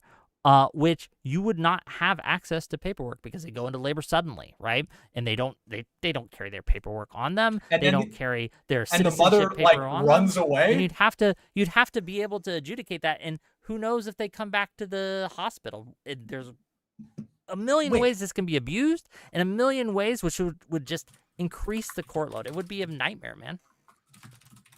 Wick, how do you think pregnancy works? Well, when a woman and a man love each other very much. How do you think postpartum pregnancy works? Postpartum pregnancy? Do you think a mother gives birth and walks out of the hospital? Oh, they could be out of the hospital that day, can't they? They're usually out after a day or two. And if there's complications in the pregnancy, or if the child needs if there's anything, complications, they're there for a while. If you need a blood transfusion, you're going to know the blood type of the mother. You're going to know very important details about her. And they're going to be, adequate enough to figure out who she is. Hold on. I don't think we have a database of the DNA of citizens. No, hold on. I'm saying the blood type to point out that you're going to have, obviously, information that you wouldn't even need to find her, who she is. How would a blood test determine you're, citizenship? I'm just really curious. No, this is. Hold on. Let Kai go ahead and at least finish his thought first, and then you can jump in. Thank you, Sarah. I said I only use the example of the blood type to point out that you have information that isn't even necessary. There's a ton of information gathering that happens in hospitals. It's super important to know. The idea that your hypothetical here is the idea that a mother goes into labor, is rushed to a hospital, and then has her child, gets up and walks out before any information is put down about them. That's ridiculous. That's not how pregnancy works. That's not how childbirth works. But that's not the problem, right? No, the problem even is if that it takes a few hours, maybe even a day to get up. Again, they can't produce their paperwork. They can't go home and get it. They say, "Sure, I'll go get my paperwork," and then they never return to the hospital. What then? They can give a name. They can give if they are an American citizen, they'll give a social security number. If they're not, they would likely tell you that they're a visa promise holder. You that many people just do not know their social security numbers by heart. Well, if they're not an American citizen, then we can scrap the social security number. If they're here on a visa, that's the problem. We don't know if they're an American citizen. Then in what situation would the mother simply decline to give information that could be used to identify her? They could, but if they have a name like Jane Doe or something very common, how are you going to use that to determine whether or not they are a citizen? Are people going to forget their birthday? Are people going to forget their birthday? I don't think that a name and a birthday is sufficient to prove in most cases. Do you? In most cases, it is. You would be surprised that there are not billions of people who are all born on the same day with the same name. It is relatively easy to find. But hold on. That's just assuming they're American citizens, right? That's how we'd have that information. And I think you would have it with the visa process too, because you'd have the name and you'd have their date of birth. So it would reasonably apply in all of those cases. So just give me an example, what real person would do what you're describing, not ever come back and have a child end up basically just I don't know, completely unidentifiable.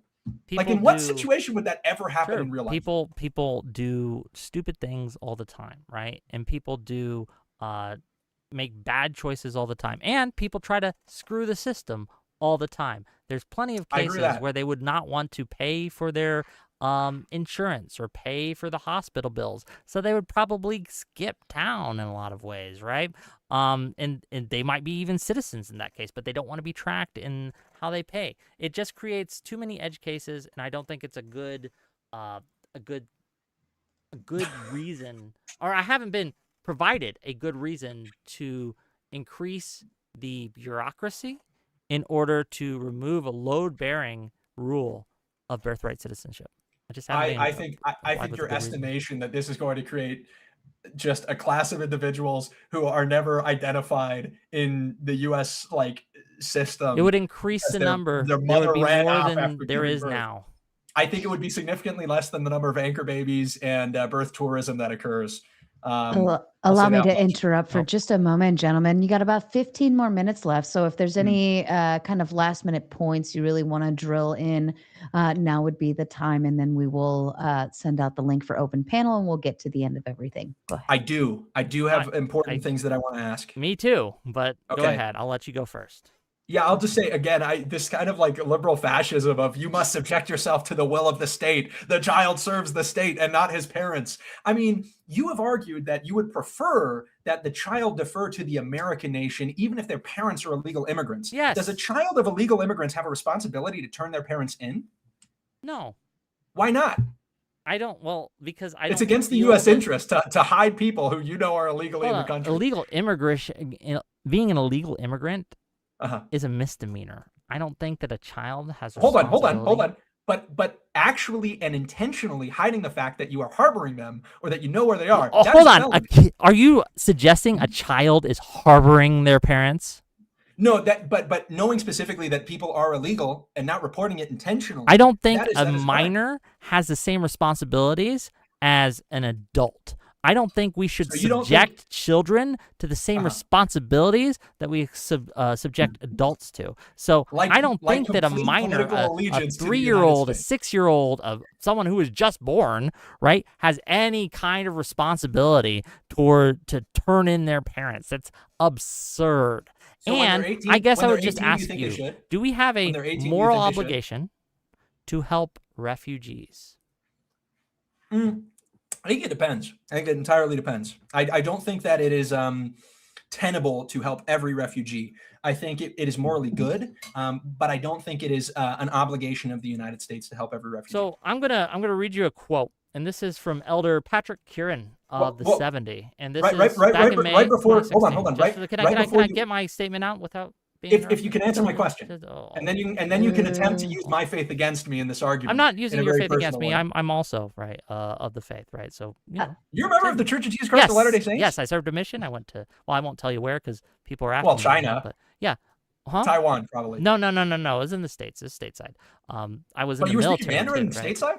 Yeah. That's so goated. Yeah. I was served a mission, right? All the things, all the things. I'm a little inactive now, but it is what it is, right? We can fix that. We could. But so to be clear, I'm not using your faith against you. This is that's good. A faith that my apologies for being presumptive. You're fine. Admittedly, No, there are a few liberal debaters who are fine. I'm not a Utah Mormon, as you can see with the Coke, but oh no, Coke's fine. Dude, we drink so much Coke. We invented Swig. We invented Swig. We invented Thirst. I'm messing with you. Okay. Good catch. Let me read this real quick. Do you believe if a child turns 18 that they should have an obligation to turn in their parents if they're illegal? I think because that out of a duty to the American nation. It depends on what they're doing that's illegal. I think that if you know that your parents are engaged in child trafficking, for example, I think you have a duty to turn them in. If your parents are If your parents speed right during rush hour or whatever, I don't think that matters. Like it's not an easy yes or no. To be clear. Okay. Yep. Yeah, and then you can. So here's a quote: "Being a refugee may be a defining moment in the lives of those who are refugees, but being a refugee does not define them. This moment does not define them, but our response will help define us, because," and he quotes here, "Verily I say unto you, inasmuch as ye have done it unto one of the least of these my brethren, ye have done it unto me. In the name of Jesus Christ, amen." Elder Patrick Kieran of the 70. Amen. This was a May General Conference, 2016. I don't know if it was Saturday or Sunday. I didn't write that down. But the point stands. I think that we have a moral duty to aid and provide succor to those who are in need. And we live in the promised land, man. I want as many people to come here as I possibly can get. And this is a moral question for me. This is why I wanted the legal questions interesting and fun. But I've had that debate. I've won that debate. It's an easy debate for me. But the more interesting question to me is a moral one. And I think morally, we just have this obligation, man. We can't shirk it. We can't excuse it. I think that we as a people, as a country, as a nation, should welcome these people in and give them the aid that we can. Does that mean that we should suddenly open all our borders and just let them pour in? No. But I think that removing birthright citizenship will hurt these children in a very real way. And I don't want to do that. So that's my kind of a closing pitch, if you will. Not a closing statement, but a closing pitch to you. To be like, come on, man, let's live by our standards.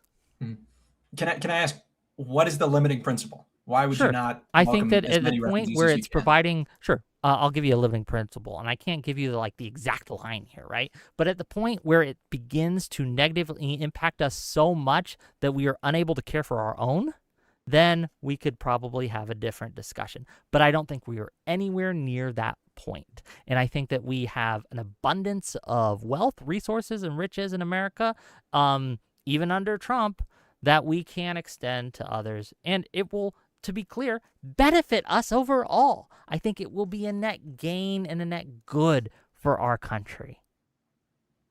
Okay, I agree with your operating principle, which is that we have more of a responsibility to our immediate family, to our immediate nation, and the inhabitants thereof than we do to individuals outside of it. I agree with that, and I think that's a reasonable limiting principle that you've applied. I may disagree about how tenable it is to take in a certain amount or quantity of refugees, but I think we can find common ground on the idea that I do not wish for the United States to displace more people and then reject them. I think that we need to work hard not to continue displacing individuals across the world. And I think that's probably a more moral position to take as a world force and actor. My conclusion would basically be this. I think in every way, the policy, replacing our policy of jus soli with a principle of jus sanguinis is better. I think we understand that from the moment of an individual's birth, they have a citizenship that is a foreign one. Their immediate allegiance would likely follow, and I think very reasonably follows, from the allegiance of their parents. And I think there is no clearer case than in the case of the child of illegal immigrants. I think that the parents, although I don't wish the child should suffer for the actions of their parents, the parents begin on shaky ground when they do something that clearly violates a contract. And I don't think the United States should be reasonably expected to honor a contract and extend it to the children of an individual when the contract has been entered into on shaky ground, such as illegal entry. I do not like the fact that we are tasked in this country with a question of either undermining our current laws, which have removal proceedings as a reasonable consequence for illegal entry, or applying the laws and deporting people who are, citizens of the United States. The best way to remedy that moral quandary is by restricting mass migration, closing the border, and then applying a principle of jus sanguinis over one of jus soli. In that way, we cannot be said to be deporting American citizens. We also cannot be said to be undermining our laws just because individuals have gotten away with entering and avoiding detection for a longer amount of time. I think that is the most moral way of setting up our system. At the end of the day, I do not want to see families separated, but the current system makes that a very serious, complicated issue, and it's something that's perpetuated by the principle of jus soli or birthright citizenship. More than that, I think that it is very clear that throughout the course of history, when we've dealt with immigration, whether it is the birthright citizenship debates, whether it is, Ronald Reagan passing amnesty, whether it is the 1965 Hart-Celler Act, the American people have never once truly been asked if they want more migration. They've never been truly asked about that issue. And to the extent that they have, and to the extent that the Congress has attempted to argue one way or the other, it has always been to restrict. Nativism has been the trend, the national culture of the United States. And I do not believe that encouraging more people to come in and retain their national identities or change the national identity of the United States in such a way that reduces it purely to economics, I do not think that is positive. I think that nativism, pressure to assimilate, and then pressure to apply for citizenship once you're 18 is the best way that you preserve national identity, but also encourage participation in the United States and its systems. I don't think that it creates a bifurcated society. I think the bifurcated society is happening right now in the status quo. We're already seeing it in California. We already see it in New York, and we're seeing it now in Minnesota and even here in Utah. That's my argument against birthright citizenship. And I just want to take the opportunity now to do what I said I was going to do at the beginning and cite very specifically the You're going actual off, debate. right? Can I get a word in edgewise here? Or? Well, I thought this were closing statements. It wasn't, but I was Sorry, starting to wonder. I was thinking, I was like, does he think it is? Like I was like, closing statement. That's okay. The way Whick closed, I thought that was. Oh his no. statement. I was just letting you have. Okay, maybe it was my bad. Usually here. I apologize, Kai. Maybe me saying find your conclusion kind of points. That was probably my mistake. We can make it his closing statement then, as long as I get one, right? Like, yeah, no, totally. We can sure. do that. Kai, do you want to consider that your closing statement? I think so. Yeah, I think I'll consider that my closing statement. At the end of the day, this issue has never been rooted in a hate of individuals, and I actually think that Whick's system is more immoral because it places the obligation that a child has to the American nation over the obligation that they have to their family. And I think that intuitively we don't ever see that to be the case.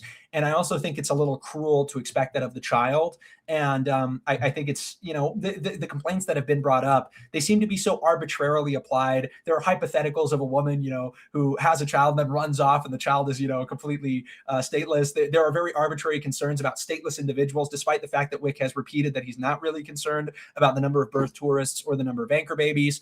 And at the end of the day, Whick, although he will make arguments to the audience and to myself that might seem more consistent, doesn't actually seem to believe that those arguments that he provides rebuttals for are serious concerns, because when given the effort in his ideal world, he would do something that exacerbates the issue, like providing citizenship to the child of illegal, or to the parents of a child who is born in the United States, although the parents are illegal immigrants. That would be my closing statement. And in the interim, while Whick closes, I'll attempt to find the quote here from the Congress. That way you guys all know that I've been thoroughly honest in representing the views of the Congress at the time.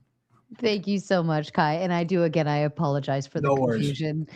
And Whick, to you, please, sir. Sure. So first of all, let me thank you for the debate. It was very spirited. I enjoyed it a lot. It was very fun to interact with you. I think that you have an interesting argumentative style that, as you admitted during it, is you're willing to mischaracterize what I say in order to make it more fun and interesting and lively, right? And that's great. And I appreciate you for admitting that. I think that at the end of the day, the core issues here are moral rather than legal, but the legal side is on my side.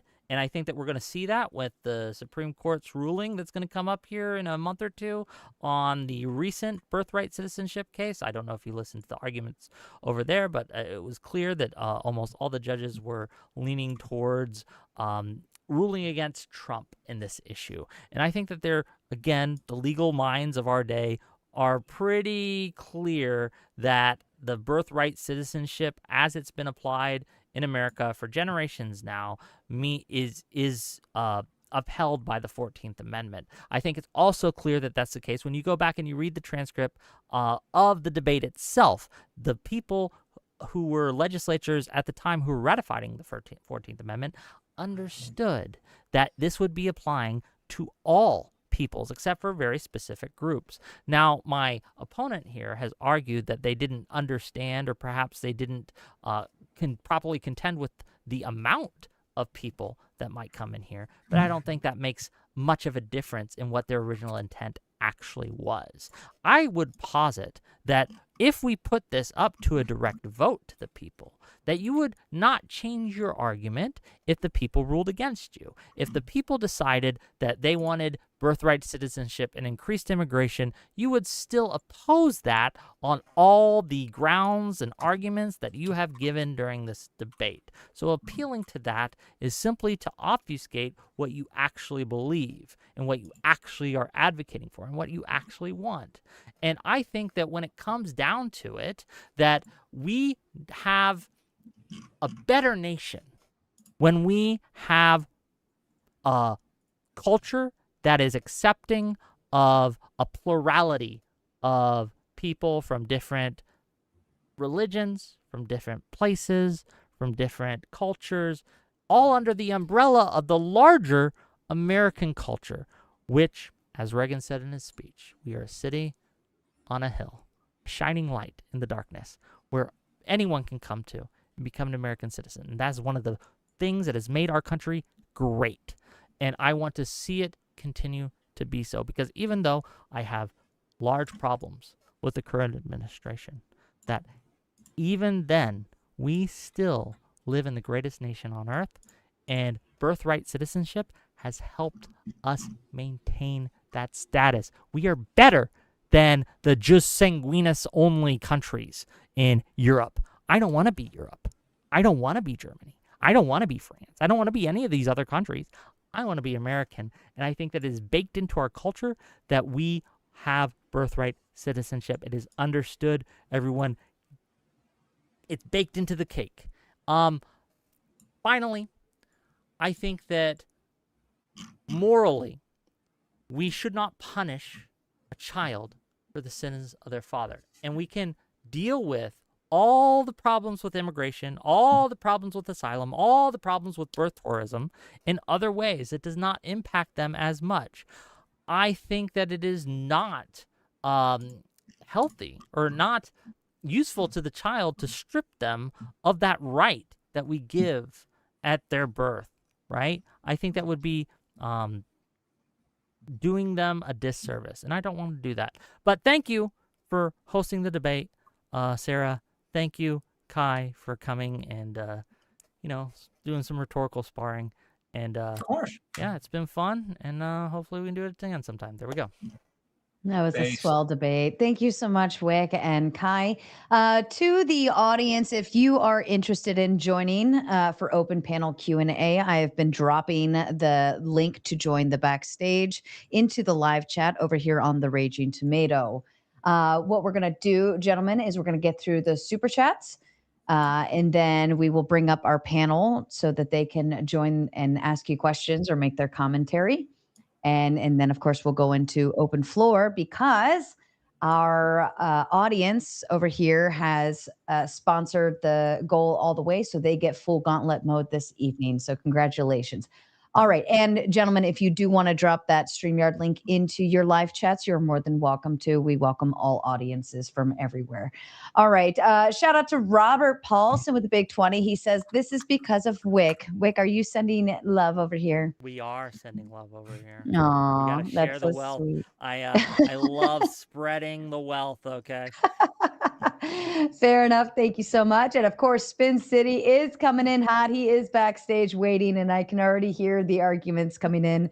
No more anchor babies, which he confirmed with his next message that says, no more anchor babies, period. We love you, Spin. I'm excited to have you on. Also, he sends in another 20 for credit and fuck your goal. Sorry, Kai. It's okay. Shout out to the chat. If you know the membership emoji, go ahead and hit it. But you guys did hit the goal, so congratulations to you all.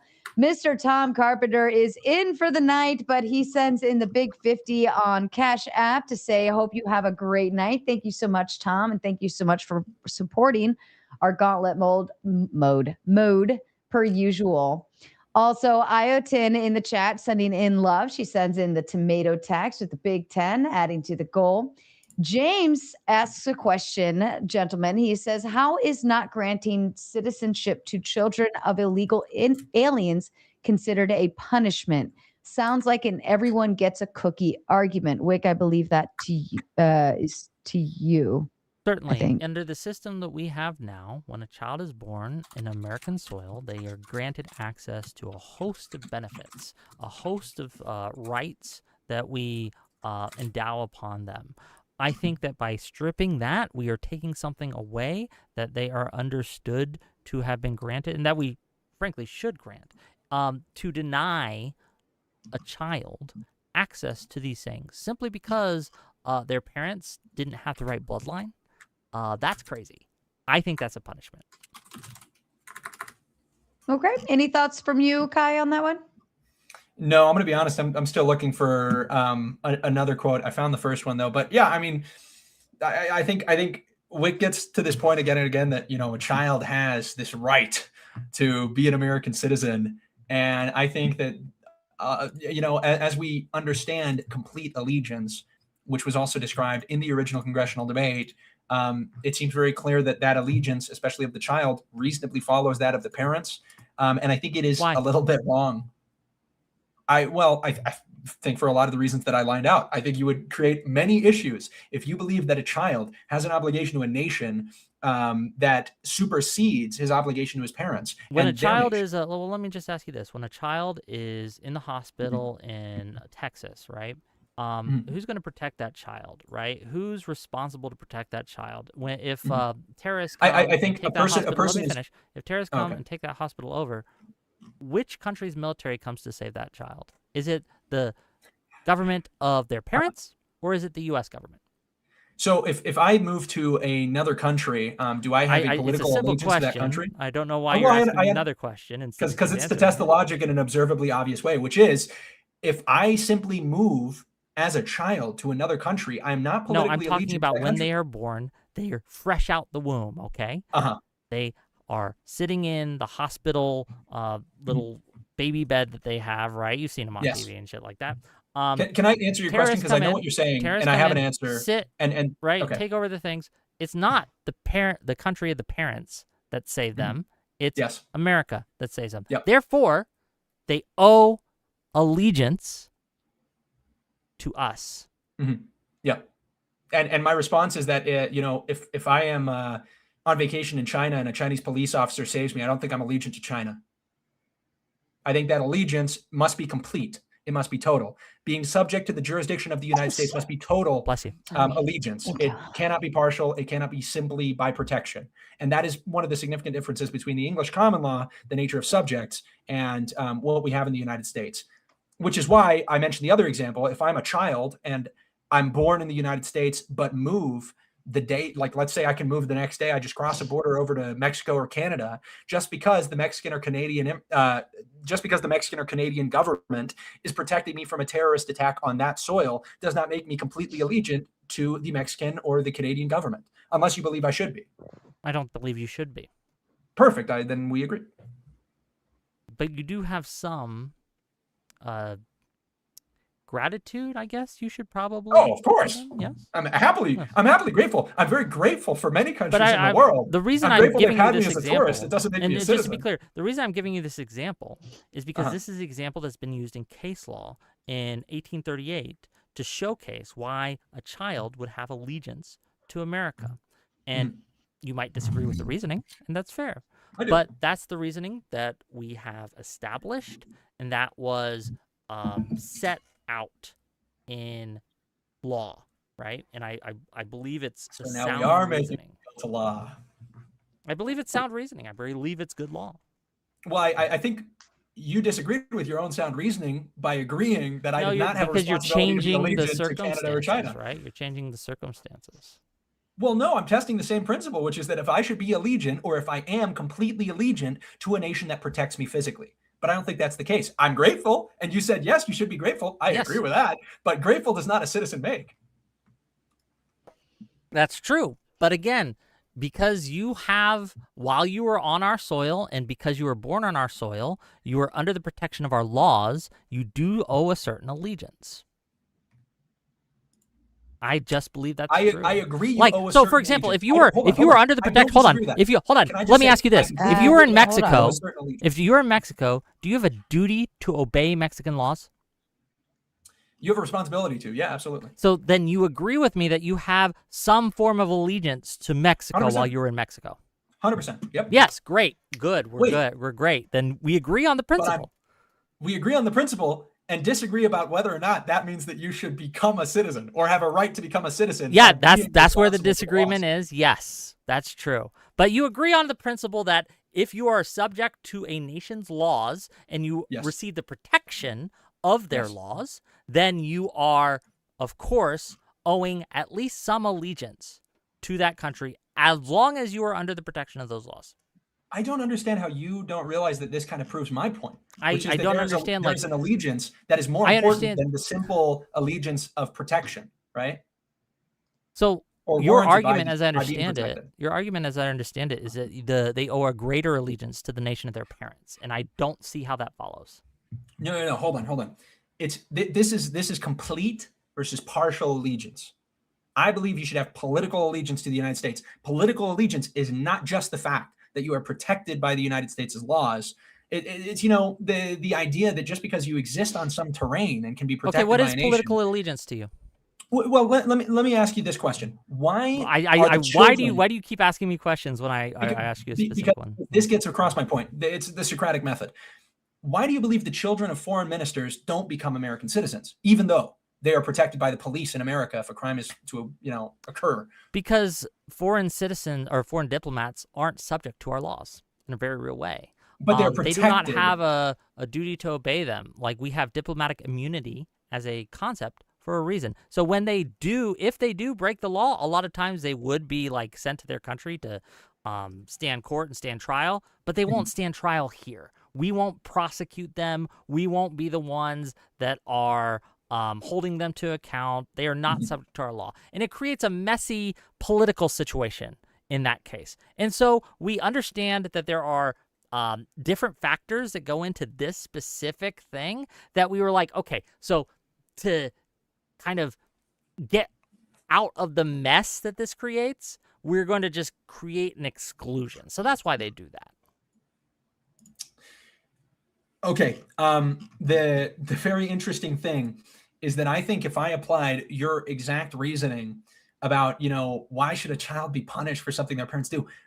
A child born to foreign ministers, by your logic, does have is protected in the same way by the American government if a terrorist attack were to occur. Yes, it's a pragmatic consideration.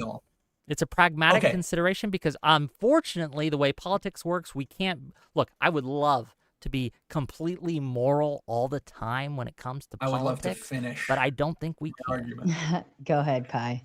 Finish your thought, and then we're actually going to move on to the next super. Sure. I think it seems very logical to believe that a child, especially, I'm not saying only, but especially in the case of, being a child of a foreign diplomat, has an allegiance to a foreign nation extended to them through their parents. I think we reasonably assume that we can't expect the child of a foreign diplomat to be as American as the child of, American citizens that have been here forever, or of an American diplomat. And it is not the soil that changes it. It is the political persuasion and the duty of the parents. And I think if the parents have broken America's laws to enter the country, then we, in a similar way, have to extend some kind of, asterisk to the citizenship of the child, despite the fact the child has done no wrong. Why wouldn't that apply to other laws as well? So say there is a couple that is like Bonnie and Clyding it up, and they are on the run from police, but they are American citizens, right? And because then, I forget which one is Bonnie and Clyde, but the woman goes into labor. Can I finish my hypothetical? The woman goes into labor, and they are suddenly in the hospital. Do they not get citizenship simply because they've broken the law? Does a child not get citizenship simply because their parents are in a state of law breaking? Well, they already are citizens, though, so it's like they're already. But they've broken the law. They've broken their allegiance. They have no allegiance to us. Well, now you're treating two different issues. You're treating the issue of a political allegiance and an allegiance, or like an ability to subscribe to the to American law. Here's the issue. What we're confusing here is the fact that the law that's been broken isn't just one of the United States' laws. It's a law specifically about gaining access to the country. I don't see why that matters in the grand scheme. If the principle is you are in violation of our law, you don't see how a law about immigration, correct? You don't see how a law about immigration might affect the result of the immigration. No, I am saying that if your principle is they broke this law, that's not my principle. My principle is what is your principle? Let me go ahead and press us forward, and we can always save this for Gauntlet if we want. But I'll even add in Clyde in the terms of Bonnie and Clyde. Clyde is subject to the draft and can be pulled in, so he does have allegiance, and there is a duty and there is a responsibility there. If you're an illegal immigrant, then moderation bias. I see how it is. Okay, I'm just throwing the thought in there. All right, I saw the opportunity. I had to throw it in. All right, James, I love you, Whick, so much. Oh goodness, I'm choking now. James says, a hypothetical: U.S. born with parents from country X. United States declares war against country X. Child give aid and comfort to parents who are enemies of the U.S. Has the child committed treason? The parents are not necessarily enemies of our country. When we declare war on Russia, we're not enemies of all Russians. All Russians are not our enemies. Their government is our enemy. So I think the framing of this question is just wrong. Like, I don't FDR consider. would beg to differ. No, you would. So if we No, declared- FDR would. Huh? FDR would beg to differ. Well, FDR, I think that one of the biggest stains on the American legacy was what he did with the Japanese internment camps. That was horrific, and we did pay restitution, as we should have, to those people because we violated their civil liberties in a way that was just uncalled for. So, yes, FDR would disagree, but FDR was wrong, and I am correct. All right. Any thoughts from you, Kai? And then we'll move to the next. No, I mean, this is basically what I was describing, is that you have a serious conflict when you believe that the child has a more immediate allegiance to the United States than, their parents' home country. If, the parents, I mean, what about this? The parents of a foreign nation or who have citizenship in a foreign nation can reasonably be expected to be drafted in that nation. Like if... So it probably wouldn't want to deport them so we could prevent them from being drafted, right? Well, no, you're saying that the United States has now a right to the allegiance of the individuals, despite the fact that they're not citizens, which is a huge problem. Like, if you want to talk about difficult legal questions, what right does the United States have to express or to basically compel allegiance of individuals who exist in the United States, despite the fact that they're not citizens? Wouldn't that be super immoral? We don't have to compel their allegiance to keep them from being drafted into their home country in which we are war at. If we are at war with that foreign nation, the parent who only has citizenship in the foreign nation should reasonably be expected to go and fight for the foreign nation. Why? Because that is the duty, that is their obligation. If they I don't agree that a person necessarily, like, I don't agree that a person necessarily has an obligation to serve their country if their country is in a state of what I would call unjust or well, it doesn't have to look. It's not unjust. You're assuming it's unjust. What if it's a totally justified war? I mean, in that hypothetical, would they have a duty? Maybe, but I think they would have a bigger duty to their child to protect them. Would they not? Yeah, but I think that's an interesting way. In that case, if their child is an American citizen, then it would be in America's interest to have them want to protect their child more, and therefore, I think that. Again, if my country's interest comes into conflict with another country's interest, I want my country's interest to win out. You're right, but now you've taken your country's interest, you've put that on the child, and then you have retained the foreign interest in the parents. All you're saying is that you would want to include the parents, but that can't reasonably be done, right? If you have two parents who have a political allegiance to a foreign country, you can't just say, okay, well, you're Americans now. What if they don't want to be? What if they agree with the foreign nation? You're creating a situation where the parents still align against the United States.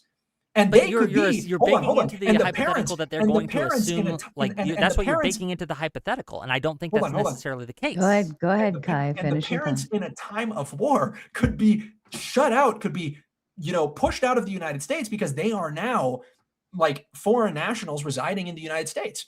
But the child is in a difficult predicament because you believe the child should be and must be completely allegiant to the United States, but that should conflict with the foreign nation that his parents are allegiant to. I think so. You've created family conflict. If we are at war with a foreign nation and we have national citizens of that nation within our borders, in my ideal world, they should renounce the allegiance that they have to their foreign nation. What if they don't?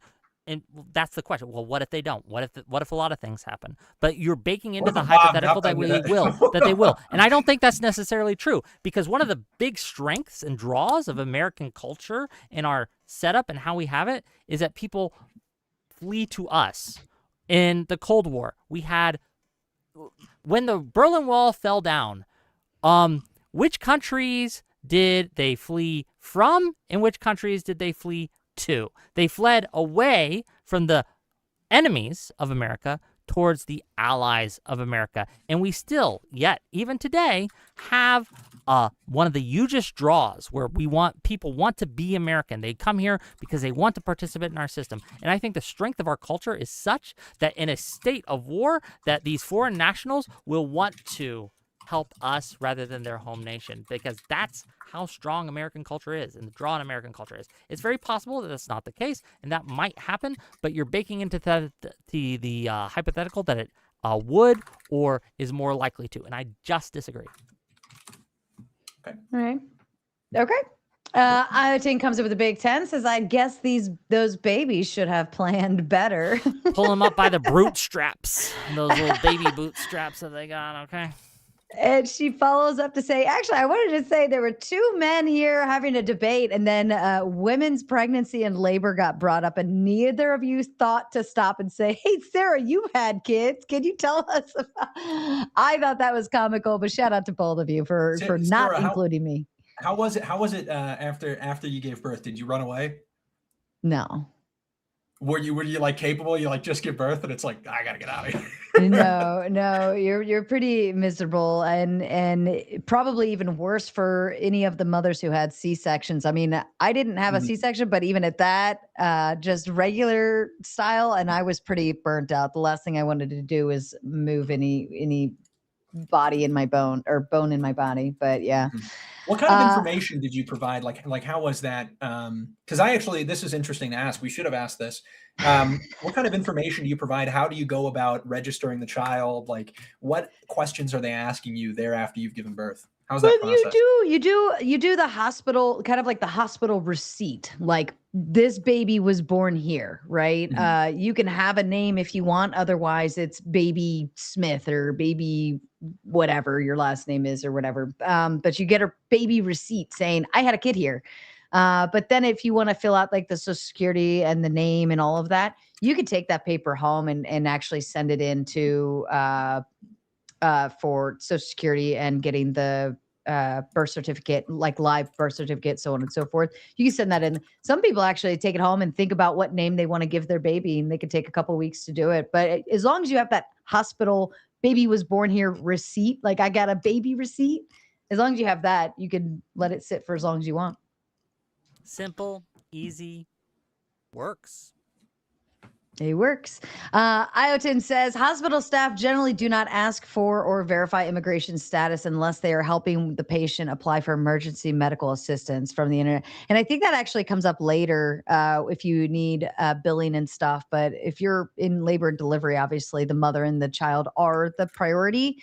Delivering the baby is a priority, and the health of both of them are the priority. After that, then they come in looking for medical insurance, unless you're able to register and do that beforehand, then you can handle it. But Socrates says Whick just contradicted himself in 3 sentences. Let as many people in as want to come in. Also, that doesn't mean we should open our borders. Because that's not what Whick, I said. I said, we should have as many people as we can come in. And there's a fundamental difference between these statements. If I spoke as want, then I simply misspoke. Again, as many people as we can, because I think that benefits us. But if it comes to a point, and to be clear, I think we're very, very far from that point. If it comes to a point where it becomes an undue burden, then we can rethink this. But I don't think we're near there. Okay. And shout out to Iotin, because she wanted her dono goal for the gauntlet mode hit. So she said to balance out the other 5 from Socrates. Shout out to you. Also, kind reminder, if you do want to jump backstage, now's the time to get back there. We're almost finishing with 8 questions. Hit the link that is in the live chat right now. Shout out to Jim, says to simp for Sarah. Thank you so much. I love it. And it is very welcomed here. Calvin says the Big Ten. Whick, how do you reconcile your view of extending citizenship strengths? Sorry, I apologize. How do you reconcile your view of extending citizenship strengthens country allegiance with the fact that some Palestine American voters, Republican Representative Tlaib? Oh, yeah. I'm sorry. You're fine. Representative Tlaib. She's not a Republican. Withheld support from Kamala over Gaza in 2024. So simply because it makes it more likely doesn't mean it's going to happen every time. And also, one could make the argument that withholding support from Kamala might be even in the interest of the country. I'm sure Kai here didn't withheld his support for Kamala. Does that mean that he was not putting his country first? I don't know if that's the case, right? Having a difference of opinion on how we deal with a foreign conflict does not necessarily mean, even though I know in a lot of arguments we use this as hyperbole, right? But having a difference of opinion on how to handle the Palestinian-Israeli conflict does not mean you are more or less allegiant to America. It simply does not. It's why you're doing so that might inform that. But no, I don't think that supporting Palestine or supporting Israel makes you more or less American. So, yeah. Yeah, I think to divorce the reason for a vote from the consequence of the vote is just very dangerous. Obviously, people have this perception, right, of doing things that are better for the nation. But I think very frequently it's not just about the nation. I mean, you've had members of the state legislature in Minnesota who have talked specifically about how they want to use the United States to improve things in Somalia.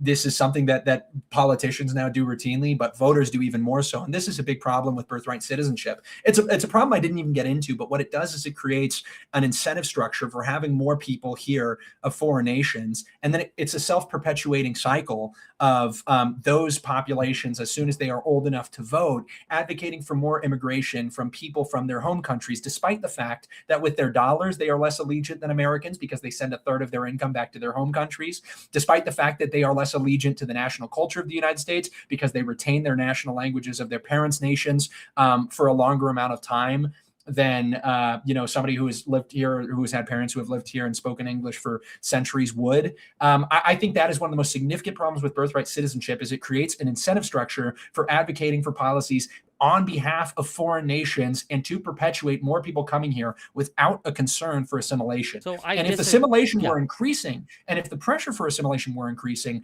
I would be less skeptical about it, but that doesn't seem to be the case. And there would be no reason for that ever to change if we allow more people in and give them citizenship by birth. The problem with your framing here is it's just not true. A lot of the people who are heritage Americans, quote unquote, as they called, are the most communist mother frickers that you could ever see, right? Like my daddy, we're rebelling against mommy and daddy who have our money. Like look at people who are in the New England states, right? Who are rich, white, liberal women, right? They are obviously wearing their keffiyehs or whatever you call them, right? And they're, look, this isn't, I would take a immigrant who just came in, swore allegiance and an oath to our country, right? More than some commie or Hassan, right? Like Hassan Piker, who's an American citizen by birth, right? Who was born here. I don't think that like the bloodline or how long their family has been here really plays into the allegiance in a large way. And in fact, I would argue that many immigrants are very, again, allegiant to our country. And I'm talking about immigrants who are becoming citizens and on the path of becoming citizens and want to become citizens, right? They want to be here. They've chosen to be here. Now, this changes second, third generation, and then it reverses back, right? Like, so there's like a dip and a reverse back. But I think that like your characterization of this, I think is a little off base. I don't think it's true. Any thought from you, Kai? Yeah, I mean, it is tangibly the case that we have people advocating on behalf of nations that their parents or they have come from. This is just observably the case. This only increases with immigration. You would not have advocacy for foreign nations if the individuals advocating for them were not from foreign nations and were feeling if they were from foreign nations, felt a significant enough pressure to assimilate. And I think any kind of advocacy for, the recognition, for instance, of a Mexican independence, say, in the United States is ridiculous. Unfortunately, that is only the case because we've entertained mass migration without a pressure to assimilate. I disagree. Like, look at the LA riots back in, I think last year. Where the Mexican flag was being waved? Yes. Those weren't Mexicans waving that flag. They were white, liberal Californians, heritage American citizens. They weren't Mexicans. They were whiter than me, okay, buddy? Right? Like the immigrants stayed away from there because they didn't want like ICE to get rid of them, right? They were not there. It's these liberal, okay, these whites who've been here that feel invincible. They were the ones waving that flag in that case, right? Because they feel invincible. Oh, you're not going to deport me. I'm not indeportable, right? I'm looking at a lot of people waving. This one is the. It is not. I think that's what is that, Cambodia?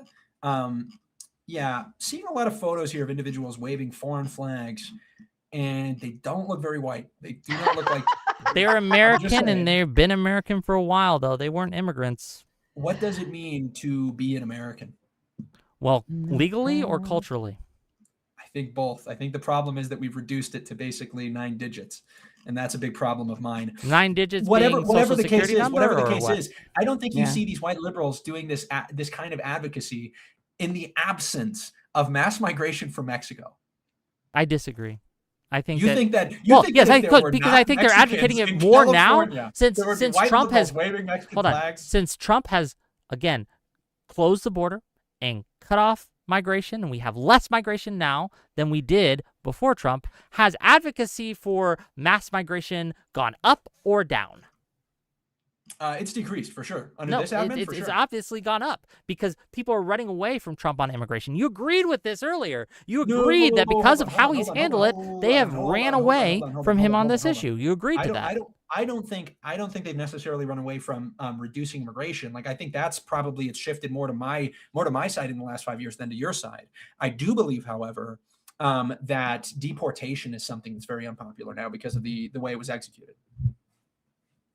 I don't have the numbers on me, but I think that in the last year, I mean, Donald Trump won the popular vote. You agree with that? Of course. And he campaigned on the largest deportation platform, campaigned on building a border wall. Yes. Like, that wasn't a secret. But then people have seen the result of that and what that looks like, and look, let's make a bet. How do you think the midterms are going to go for MAGA? If you had to guess. The only thing that swayed me on this a little bit is now the way that redistricting has gone. But I'd say most likely we lose the House and we retain the Senate. I think it's a coin flip on the Senate, but I think you guys are going to lose a House by about 20 to 30 seats, even with the. I think 20 to 30 is crazy. I think we lose it by less than 10 because of the redistricting. So if it weren't for that, I think it's closer to you. Sure, I think even with the redistricting, then you guys are still in a large problem. Like, the redistricting is going to hurt us in 2028. Right? But I don't think in 2026, I think your party is so unpopular. We look at all the special elections of all the seats that have been flipped. 30 have flipped from red to blue. 0 have flipped from blue to red, right? And you guys have retained a couple of those, but we're in like a D+9 situation. And so a lot of these redistricting issues are in the year 2026 going to hurt you a lot, because in order to redistrict, you have to reduce the margins you win by so you win in more districts, right? You have to dilute it. And I think that you're going to see what's called a dummy mander in a lot of these cases, right? Where they tried to gerrymander it so they'd win more places, but because you reduce the margins, it's going to cause you to lose the seat. Now, 2028 might be a different beast because the political winds are often changing and shifting and things like that. So the redistricting is more of a play for a long-term issue in the Republican Party. But right now, under Trump's leadership, in the year of our Lord 2026, you guys are going to get thrashed, man. It's just true. And let's go ahead and get our panel up here, and I'll save any other donors that come in and Q&As that come in for a little later. But are you guys ready to meet your panel? Yeah. All right. Can I quote actually real fast? I want to read from the Congressional Globe. Like I said I was going to do earlier, but I'm making good on it. Go ahead. So this is the senator from California, Mr. Conness, and I can even throw it in. Actually, I will, just so people can read along if they care to. I'll throw it into your live chat, Sarah. Can I get a drink real quick? I mean, Yeah, go ahead. Absolutely. Yeah, go ahead. Yeah, you're good. Go ahead. I've been sipping on that green. I've been sipping on that mate. I'm well hydrated. Throwing that in. Oh, I just gotta. Hold on. Boom. There you go. There it is. There's the link. I'll wait for him to come back to read it. It is really fascinating. There's another quote that I recall reading it in somebody's article about it. They were pro birthright citizenship, but I can't find this article, and it's the one that includes specifically this quote regarding scores of individuals. I'll say, however, I wish I would have had this earlier, because it makes so clear, abundantly clear, what I was describing in a way that it's impossible. It is just totally impossible for Whick to run away from this idea that it is so obviously not the perception of the Congress that it was going to be applied or extended to millions of people. Mm-hmm. And it's actually really funny the way that they describe some of these different kind of ethnic enclaves. Let me make sure I have the right point. There's some funny one. I'll cite this part just for the chat because this is kind of funny. This is, I believe, from Senator Howard, who says, dude, he goes off. Sir, I trust I am as liberal as anybody toward the right of all people, but I'm unwilling on the part of my state to give up the right that she claims and that she may exercise before very long of expelling a certain number of people who invade her borders, who owe her no allegiance, who pretend to owe none, who recognize no authority in her government, who have a distinct independent government of their own, an imperium in imperio, who pay no taxes, who never perform military service, who do nothing in fact, which becomes the citizen, and perform none of the duties which devolve upon him, but on the other hand, have no homes, pretend to own no land, live nowhere, settle as trespassers. This is I'm talking about the gypsies. He goes off. This guy goes crazy. Yeah, he voted against it. I know this guy, yeah. right? No. But this is what I'm about to say. So the liberal that replies to him, he kind of makes fun of him a little bit. I was citing that just because it's funny to read what he was saying. That guy went crazy. But Senator Conness here, he says, this is interesting. Describing the Chinese, he says, there are perhaps, here it starts. Now I will say, for the benefit of my friend, this is to assuage the fears of the representative or the senator we were just hearing from, Senator Howard, who was up in arms about the gypsies. He says, now I will say, for the benefit of my friend, this is the liberal senator, proponent of birthright citizenship, that he may know something about the Chinese in the future, that this portion of our population, namely the children of Mongolian parentage born in California, is very small indeed, and never promises to be large. Never promises to be large. We'll keep going. Says, notwithstanding our near neighborhood to the celestial land, the habits, celestial, whoa, this guy's Mormon? Jokes. The habits of these people, or of those people, and They're their not religion, going to get that joke, buddy. but yeah. that they all return to their own country at some time or other, either alive or dead. There are perhaps in California today about 40,000 Chinese, from 40 to 45,000. Those persons return invariably, while others take their places. And as I have before observed, if they do not return alive, their bones are carefully gathered up and sent back to the flowery land. It is not an unusual circumstance that the clipper ships trading between San Francisco and China carry at a time 3,000 or 4,000 human remains of those Chinese. When entered in our state, they are not entered deep into the earth, but laid up very near the surface, and then mounds of earth are laid over them, so that the process of disinterment, digging them up, is made very easy. That is their habit and custom, and as soon as they are fit for transmission to their own country, they are taken up with great regularity and sent there. None of their bones are allowed to remain. They will return then either living or dead. Another feature connected to them is that they do not bring their female to our country, but in very limited numbers, and rarely ever in connection with their families, so that their progeny in California is very small indeed. You know, the people who would be giving birth to the people that would be gaining birthright citizenship. From the description we have had of them from the honorable senator from Pennsylvania of the Gypsies, the progeny of all Mongolians in California is not so formidable in numbers as that of the Gypsies in Pennsylvania. It is only in exceptional cases that they have children in our state. And therefore, the alarming aspect of the application of this provision to California or any other land to which the Chinese may come as immigrants is simply a fiction in the brain of the persons who deprecate it, and that alone. You want to know how many California? Are you familiar with the per capita? There are in California. Are you familiar with now? Per capita? What Yeah, are they of by course. percentage? What's the number by percentage? In California? Yeah. At the time, I don't know. I'd have to look up the population Okay, of California. what is it now? The percentage, me- not the number, percentage. The percentage of Chinese in California? I think it depends entirely on the place. If you look at a place like We're Orange looking County, at the state of California. The state of California, what is the percentage of Chinese immigrants? California's home, it's 4.2 to 4.8% of California's total population. Okay, how much was it at the time? Was it more or less than that? Then the percentage, I'd have to look up. Yeah, the that's demographics my in point. 1868. That by per Well, no, capita hold on, matters, and hold on, even if it's a increase in total number. Wait for me to look I up understand the that you're number trying to before you interrupt this point because it hurts you. I'm trying to look up the number that you just asked me to look up. If you want to talk about per capita, you have to allow me to do the calculation. Sure. Like, don't try to. But you don't. Wait, I don't. Me talking isn't going to prevent you from doing that. Okay. Okay. Then I am then making keep an going. argument here. And what do you do? What do you do if the number per capita is considerably less? Okay. What are you Then gonna you tell me? have a stronger point. But I don't Okay, think sounds it good. is. Okay, sounds good. Yes.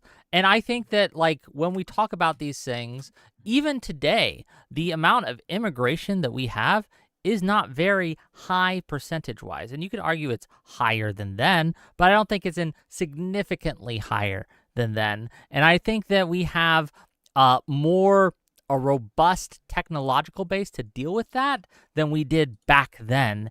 And so we have to take all these things into consideration. The idea that these founders did not, or not the founders, the ratifiers of the 14th Amendment may not have considered the growth of the nation to be as high as it is. I don't think that this factors into their intent in any real or meaningful way. But have you found those numbers? I'm very curious. Let's go ahead and bring up the panel. They've been waiting patiently backstage, and I don't want to keep them hanging back there. Here we go. Can I just say, it's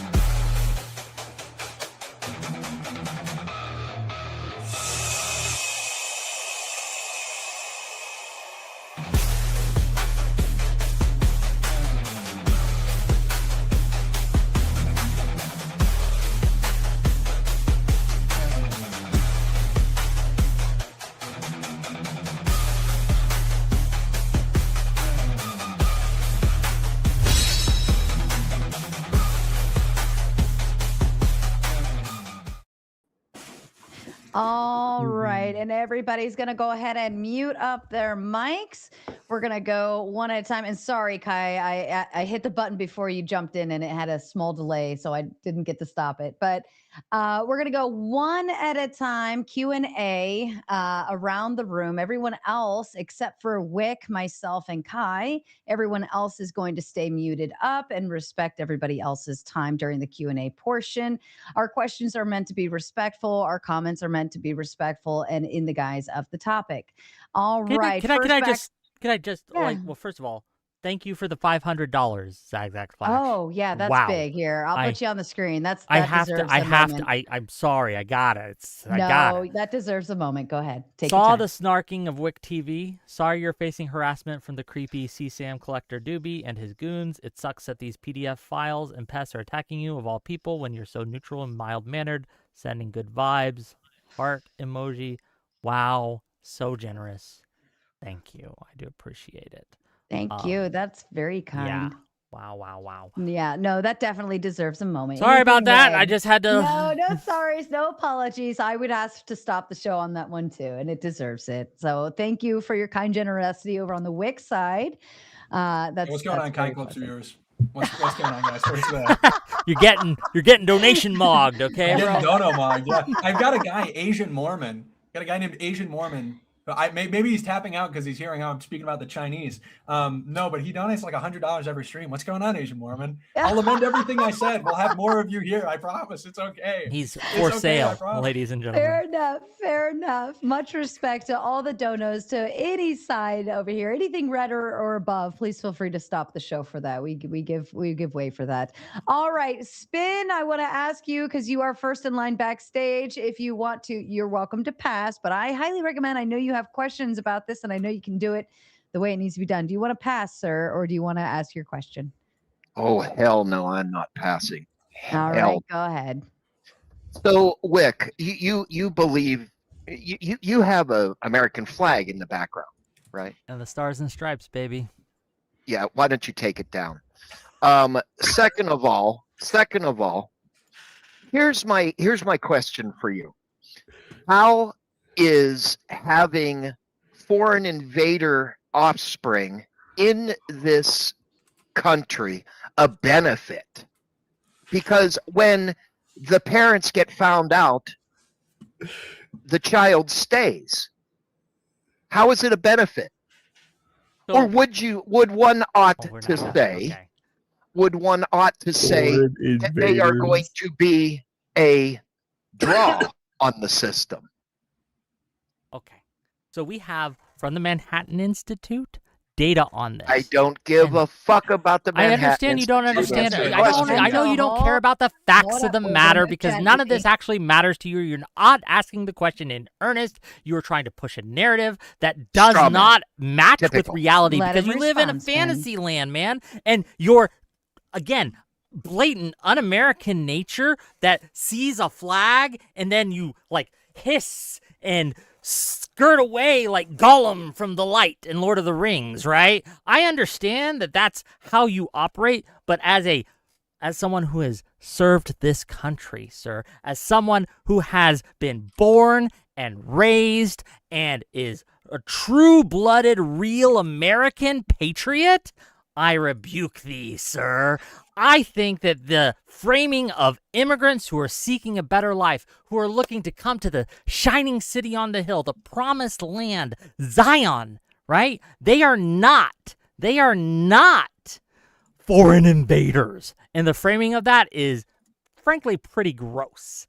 And yeah, I think that I would take a Somali immigrant who loves this country over you. Oh God, Sarah, I yield because what I'm gonna say. Of course you do. Next is Of course you do. probably I not knelt on gonna your neck so hard that they're gonna put murals up of you in New York City. Okay, right? They're gonna start putting statues. Right? It's gonna be great. They're gonna try me at the ICJ for war crimes for what I just did to you. Right? The Palestinian genocide. There's not gonna be an issue anymore because what Whick just did to you tonight on Sarah, the Raging Tomatoes show, was so horrific. that is going to flee from the American mind, Now, okay? That's what's happening tonight. I have respect for Sarah, so I'm not going to say right at the moment what I really think of you. Say so it, Sarah, coward. I'm going to mute Say my it. fucking. He's gonna yield for the gauntlet Sarah, mode. he wants where me to go there. let's hold it for the gauntlet mode. I don't want things to get chaos. Yeah, I just want to be soon. clear, man. I've been going through Take this the last flag week. down, dude. I've been going through this last week with people who have targeted me in ways that this guy could only imagine, right? Like it was super stressful. So no, I'm not in a mood to deal with these cowards who are then get the fuck out of my country. Then get not the your fuck out of my country. Let's not say the F word. Yeah, let's move. Let's put a pin in that one, Spin. During the gauntlet, you can have some fun. Duck, I will kick it over to you. You are next in line, sir. Question or comment to either of the gentlemen. Yeah, great debate, guys. Thanks so much. Kai, you demonstrated every single trait of sociopathy over the course of the debate. Yeah, human reaction, right? Yeah, but anyways, I wanted to know this. So so I have an argument for you. Are you okay entertaining a short argument? It'll take 2 minutes, less than 2 minutes. Of course, absolutely. Okay. Wait, can I ask though, if I may? I am interested in hearing like what the case for my sociopathy is. Just watch your facial expressions and stuff after the debate. Yeah, just observe yourself. Then I but smile anyways, a lot. It's something like that, right? So, anyways, let's get into it. Yeah, you're right. Yeah, exactly. Puppy dog face. Ooh woo. So, anyways. Ew. Yeah, let's go. I'm ready. It's not like that, right? So I don't think you have human emotions. Like, I mean, you're speaking in a monotone voice. What am I supposed to call you a sociopath now? That's sure, fair. go for it. Yeah, call me a sociopath. I don't. Why would care. I do that? I think that's a very I don't know. Kai, allow me to introduce you to Duck. There's a reason why Duck has a few membership emojis of no duck and the kazoo and all of those things because of his times here on the panel. And yes, if you're a member, go ahead, drop those emojis now. Go ahead, Duck. Get to your question. Okay, so citizenship wasn't spoken about robustly in the Federalists. It's referenced in Federalist 1 and 10 most robustly, and then Federalist 78. Right, I know you've read this prior to the debate. Federalist 78 provides that delineation of when the executive or the legislature may rule on this. And so if we look at the actual history then, so if we're saying, well, let's go to the history, how do you account for the fact that citizenship and naturalization was never like it was never behind some like iron curtain or whatever you want to say, right? It used to be that you could file a declaration of intent at a local or municipal court or a federal court, any of them. There was no standardized form. And this was the case until 1906. And then once they standardized the form from 1906 to 1952, a form that collected no information, by the way, and this process ran until 1952. And then what happens, Kai? In 1952, after the it was like the Immigration and Naturalization Act or something like this, right? Whatever it was called. Because you read through this stuff, it's not, it's not Turning Point articles, it's not Breitbart. But after this, the laws for citizenship actually extend back to the level of family, and it extends to break down racial barriers of citizenship. This is what the purpose of that act in 1952 was. After the Cold War, the modern era of the modern industrialized service economy United States. And so I'm curious, given the preponderance of historical evidence and lack of evidence in jurisprudence and constitutional law, how you would make the case to people living in the United States and who birthright citizenship might affect, that your hate-based beliefs, your narcissism, and your misunderstanding is the reason they have to engage in this pointless political discussion. I don't know what you're smiling about. I don't know what you're smiling about. What's funny? Because he's a puppy dog uwu. Start a Fansly. Start a fucking OnlyFans then. Well, let's not say What are we doing? Pardon me for just a moment. Let's not say the F word. Hold on, Doc. Calm Fuck you, down. Kai. Hold on, Doc. Let's not say the F word, Doc. Fuck you, Doc. bitch. Hold Come on. let's Pardon not say me. the F word. Pardon me for just a moment. Doc, now you came in swinging, okay? Kai hasn't done anything wrong to you. He hasn't touched you. He hasn't hurt you. He hasn't said anything to you that's mean. You came in swinging. Now chill it out, okay? I appreciate the recommendation of an alternative. I didn't ask you to appreciate anything. Hold on, Doc. Respond to the argument, bitch. Doc, relax. Let What's him funny about that? respond. Well, Kai, do you appreciate our debate more now? Okay, we'll just Dude, put you backstage. I love the Kai, debate. Yeah, do are you appreciate our welcome to debate a little more respond. now? That's crazy. W crash out. This was a W Hold crash on. out. I guess we Kai- both got crashed out on, like one after another. It was crazy. It was Kai, you are welcome to respond to it if you so choose. If not, I can move on to the next person. Doc needs to take a little time out. Yeah, I mean, what he's saying is absolutely correct. I frame this within the way that immigration has developed over time. There's a lack of jurisprudence on a lot of issues in the U.S.'s history. It's because a lot of times we take stuff for granted. So what I tried to establish is that there was certainly over time, the most consistent thing that we can see is a pressure to assimilate. There is a pressure of nativism. I don't think Duck would disagree with me there. The pressure to like assimilate has been one of the most consistent trends. And that's not me saying I think that the abuse of immigrants is a good thing. But the fact that you have the counter pressure of telling people, hey, you really need to speak English, and that acts as a control, kind of pushing some people back to their home countries if they don't assimilate fast enough. The Italians are a good example of this. A third of Italians that immigrated early in the United States' history returned back to their home country because I think they're one of the toughest groups to assimilate. I think it shows that over time, we adjust things as the scale of immigration changes and as it begins to warp and shift the American identity. So I think it's, I wouldn't necessarily disagree with a lot of what Duck said. I appreciate that he assumed I'd read through all of those different Federalist papers. I haven't read Federalist 76.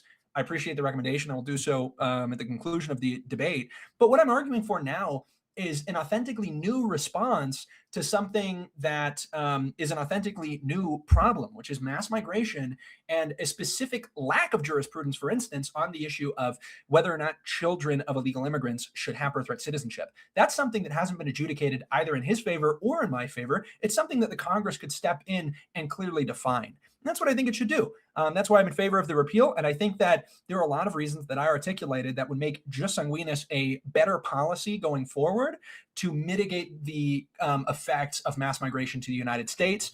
And I think actually to Whick's original point, it would probably improve the way that we consider nationality and citizenship. It would probably make it more serious, and it would cause us to look at it as something more than just kind of this frivolous application of, whoever has a social security number. Because there are plenty of people who have social security numbers who aren't even citizens. I mean, people don't often recognize that, but it's like, you can have a social security number and not be an American citizen either. Yeah, so I would say we just follow the rest of the Western world and realize that, okay, now's the time that we start, being a little bit more selective as to who is extended the right of citizenship.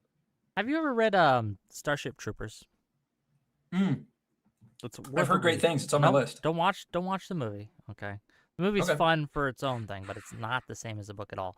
But in the book, they really talk about what citizenship means, and it's by Heinlein, and he's a great author. And I tend to kind of be very sympathetic to the arguments that he makes, because no one's a citizen at birth, right? In that book, you have to earn it through service, so whether it be military service or civil service or these things, but you do this after you reach the age of majority and you could properly understand what the duties of citizenship means. I would be more amenable to an argument like that than simply removing the citizenship of one group because they don't share the same blood as different groups. I think that the metrics that you're using and you're going for here are just incorrect, and that we should not be doing this. And I think in the world that we live in, just solely is the correct way. And I don't want us to have less immigration. I want us to have less illegal immigration. And there's a big difference between these two things. But yeah, I just wanted to push that Can I say there, I actually agree with you, Whick, but I would apply it more probably on an issue like voting. I think you should take a civics test. You should pass the citizenship exam before you can vote. I think every American should do that. I'd be in favor of that. All right, let's go ahead and move it on. Effigy, my love, to you, please. You're muted, Effigy. Failed the test. No votes for you. Oh, sorry. Amateur. I never mute that side of it. I have my own mute. But I want you to see that I'm muted during the thing, so you know I'm not going to jump in. Aw, thank you, Effigy. All right. Well, I think part of the reason Doug kind of went off is that Guy, you're a really nice guy, but some of your language just brushes right up against supremacist language in my eyes, and I'm not sure whether or not you're just holding back or whether or not you're actually going to make some kind of argument for ethnic homogeneity, because you did in a couple spaces, and that's where your language comes from. And I think at some point you need to deal with the fact that the arguments you're making and the arguments that you're pushing for, historically, those are the arguments of all those fucking races. All those races in the past that have made this exact argument that you are for much more nefarious reasons that you are not making. When you're citing some of these places, you're citing like Chief Justice like Taney from Dred Scott. Like he made the exact same argument that you're making at some point. Like all of these people have tried to morph. At what point? If you don't mind. Dred Scott. No, but which argument that I made?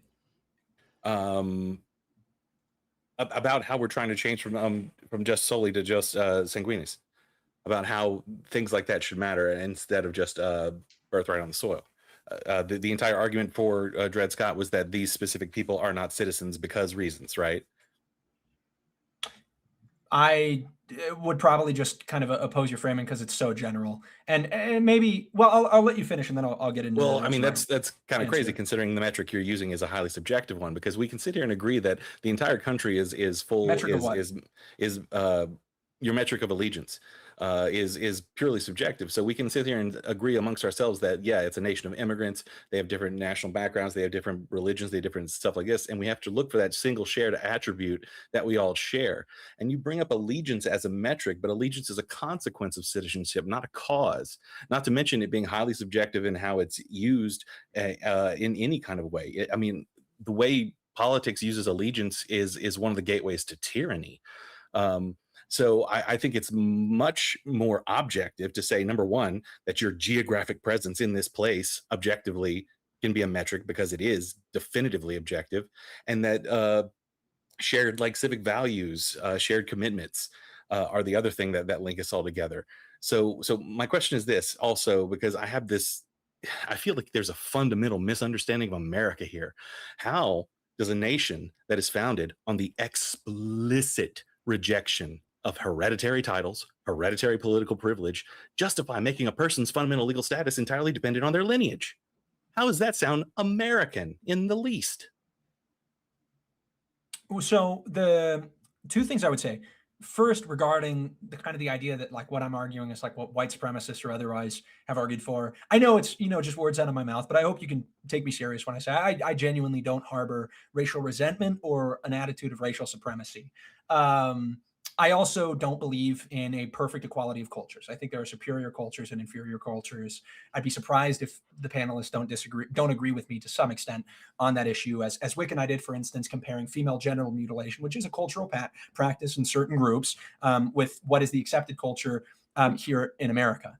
What I'd say though is I don't like the reasoning of well, the same kind of consequence has been argued for, but for different motives. I think motives matter entirely. I think you can't divorce actions from motivations. And when you do so, you begin to put a bunch of people in groups that really don't make sense. Well, I think but that that's the motivations, for instance, you understand that's his argument.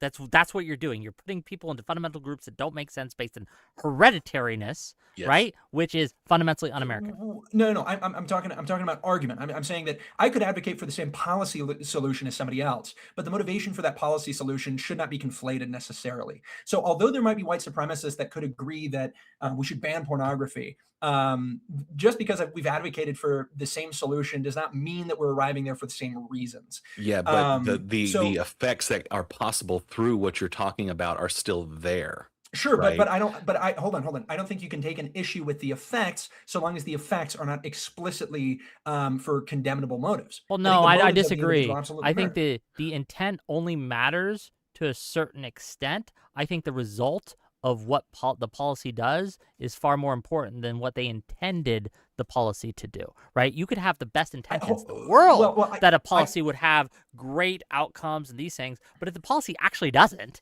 right, then we could absolutely say the intent didn't matter here. What they intended to do, we should scrap it anyway because the intent doesn't matter. So what he's arguing is that regardless of, you might have the best of intentions, the most pure of intentions in this case, but the results will end up the same as Dred Scott and all these other I partially disagree with that. Like, I don't think the conclusion is like the same as Dred Scott. And obviously, I would never advocate for, stripping Black people of their right to vote. And that was a pivotal reason for the passing of or ratification of the 14th Amendment. But then you're missing the other point. You're totally missing the other point. The other point of the 14th Amendment is to permanently ensure that we can never have a permanent underclass in this country.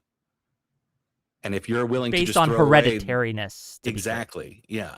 Yeah, well, I disagree with your interpretation of it. I think that immigrants who are not American citizens, I don't think they constitute a permanent and necessary underclass, nor do I think their children do. And I think that if you look turn them into an underclass by I don't think so. Getting rid of Joe Sully. Yeah. I don't think so. They still have citizenship extended to them. No, this isn't theoretical. This isn't hypothetical. We've lived it. Our country has lived it. It's explicitly our history. Okay. I mean. All right. Thank you so much. I appreciate it. Of course. Appreciate you, man. Thank you, Effigy. Calvin. Calvin, I'd like to shift over to you, my love. Your question or comment to either of the gentlemen. Yeah, my question will be directed towards Whick. Can you hear me? I can. Go ahead. Yeah, cool. Yeah, I want to pick his brain for a second. Hey, Whick. Yeah, I want to give you an example. I'm trying to see where your head is at on this specific example. An example is like an athlete, a rich young athlete. It could be you, could be your son, could be your brother. So there's someone you hold near and dear and would probably guard against. Of course, they're rich, they're young, they're living the life of a bachelor. They're out sowing their oats, like Biggie says, running through pretty women constantly, whatever. But they're doing the responsible work. They're using things like condoms and stuff to protect themselves. However, they come across a specific female, right? And she somehow they're called women. Woman. And he has a relations with her, and he disposes of his condom in, say, like a trash can, and she confiscated somehow and impregnates herself. My question to you. So she she basically steals his semen to impregnate herself without his knowledge? Yeah. Okay. Because she wants the benefits that he's an athlete, he's wealthy, and this is what comes with his name is Colonel support. John Lockjaw. Okay, I'm curious where you're going with this. But, I see where he's going. My question to you is: do you think that athlete should be on the hook for sponsoring or raising that child financially for the rest of the life? No, I don't. You don't. Okay, Yes. that's But I apply different go ahead. standards just to clear this point. Go I ahead. apply different standards to individuals than I do to Mhm. governments, right? I would never apply like the same standards to a collective or a country or a nation or a government than I would to an individual, right? They have separate responsibilities, separate powers, and we have to deal with these things separately. So all these analogies that compare a country to a house, I just reject out of hand. They're not the same, Well, and they shouldn't be treated the same. no, they're not exactly the same, but they they come from the same concept, right? I Because don't you agree. I think that the wow. individual, right, and the responsibilities of the individual in this case should be adjudicated differently because they have different effects on the world and different responsibilities towards the people, right? I think that in many cases, right, we can see that the government benefits from immigration, both legal and illegal in many ways. Now there's some harms. I will agree. I'll just cede to that off the, off the snap. But I think that like this comparison between a woman like a succubus stealing the seed of a man to impregnate herself and putting him on the That hook happens. for years is fundamentally different than two people who want a better life, who move to this country, and maybe they don't properly go through the process and they have a child. I think these are remarkably different things. Well, there's definitely difference, but there's similarities, and if you allow me for a second to explain the Go ahead. strong similarities. In the same token, that's what you're trying to do with the government. You want, but in this instance, we American people are going to be on the hook for children's that are not necessarily or people individuals that are necessarily our making, our doing, or whatever the case to be, and it was gotten through illicit and incorrect means. And I kind of identify with Kai's approaches, like you can't, or the government or the law or the judicial system is not in the business of enforcing an illegal contract. And if they're here illegally, then that's how I kind of see this issue. When you went to a whole bunch of benefits and you just jump over the immoral aspect or the incorrect or the lawlessness of it, and So I yeah, wh- even go well, even go in ahead. the hypothetical that you've given me, now I don't Yeah. think they should be legally responsible. But if this athlete is sowing his oats, has the same resources that the American government does, then I do think that they should help out that child, even though they're not legally obligated to do so, because I think that we should care for the poor and the needy and those who could use our help. And I think that even though it was attained by illegal means, like, so for example, if I got a knock on the door right now and a woman that I dated 20 years ago is like, or not 20 years ago, but like 10 years ago, comes up to me and says like, oh yeah, I poked a hole in the condom, but here's your kid, Mhm. right? Mhm. And I would have a lot of big feelings, Mhm. but I would have some moral, not legal, but moral Yeah. obligation to this is my child, and I Exactly. should, if I can, help them out. That would be a moral obligation that I feel I would have. But these Uh, again, it's so hard to compare these because how we treat individual actors is far different than how we treat government actors and how we should treat governments and things like that. And I think that it, again, that the problems with adjudicating and removing birthright citizenship and the illegal contract would be worse than simply having some granting citizenship to these so illegal children, if you want to call them so that. so wait, yeah, my position is not per se to snatch away their citizenship or whatever the case may be. My position is moving forward to change the laws, the existing law, to protect us, the American people, against this type of thing that would expose us. So I don't think it exposes us. I don't think it puts us in how any can real we go danger, at least not in this no point in time, and we're not Vic, even near any real danger. And we get more benefit, and we know see this because we have the see Institute of Manhattan that Wick says this. We have Wick the Cato Institute Wick that says this. you're We have these are right-leaning organizations, to be clear. I'm not citing Democratic organizations or liberal organizations, or I'm sorry, progressive organizations. We are citing right-wing conservative organizations that clearly showcase that immigration, illegal or legal, is a net benefit to our country. And I, again, think that bringing in people and making them into American citizens in truth, right? Which means, and what do I mean by that? I mean that they buy in to the American project and they assimilate. So I'm gonna say this in layman play, and I'll let the ahead. next person go. My disposition or my take on this is a basic one. It's a moral one. It's a law one, and you seem to unfortunately miss the mark. And this is what the Democrats, I say, miss the mark on this. I am an independent, and this is why I choose to be an independent, because I don't agree with your take or the Democratic take on this particular issue. That's fair. You At don't the have end to of the agree, day, let me but I finish, am correct Let anyway. me finish. Well, Yeah, you could yeah. be correct. I'm just saying, legal. I mean, if we're talking morals and ethics and things like that, nature, then two people coming over here, that's wrong. And having a child, already Why? that's Why like, is it wrong? okay. Well, I mean, if they're coming over here illegally and they're here illegally, They're running they're already from the cartels in Mexico. They have no way to escape them in their hometown except for to flee. And the only place that they can find for safety is America. They will be protected, and they want to protect their child. Is it wrong? Because she's pregnant, right, at this point, right? Is it wrong? Is it immoral of them to want to protect their child? That doesn't give them right to break the law. That's I like think saying, it does. If I'm starving, no.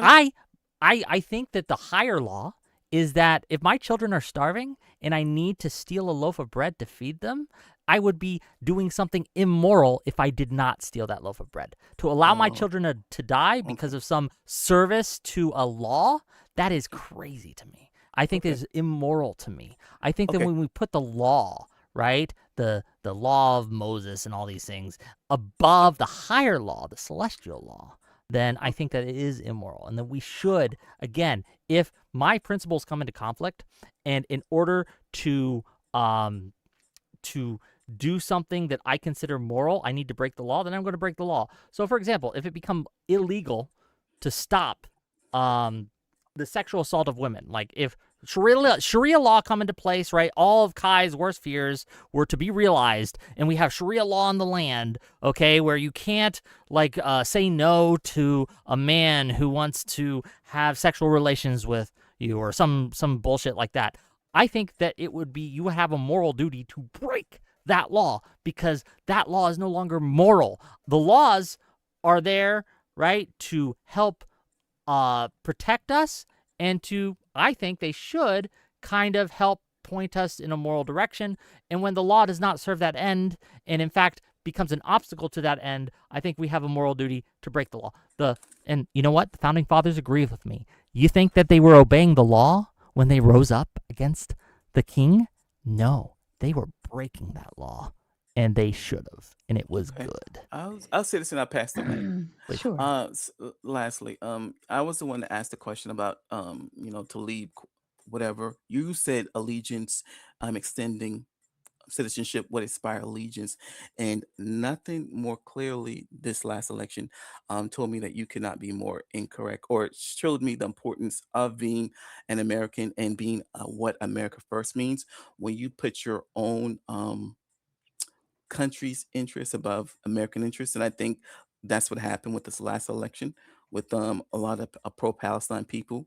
They saw what happened with Gaza, and they put that above what I felt that they should have stepped up to the plate and didn't vote for Kamala. So in that particular instance, we have people voting for their own country over America. So I'll pass the mic on that. Thank you so much, Calvin. I appreciate you. All right, Kay, welcome back to the panels. It's been forever since you've been here. We love you. We're so excited. Go ahead with your question or comment to either of the two gentlemen, please. Sure. Okay, Kai, I have a question for you. So earlier on in the debate, you and Whick were talking about the Congress that ratified the 14th Amendment, yes? Indeed. And you said that this Congress was worried about the amount of people who would get birthright citizenship, yes? Yes. Yes. If they were worried about the amount of people who would get birthright citizenship, why is it that they did not hard code the 14th Amendment with a maximum? Because it's different policy.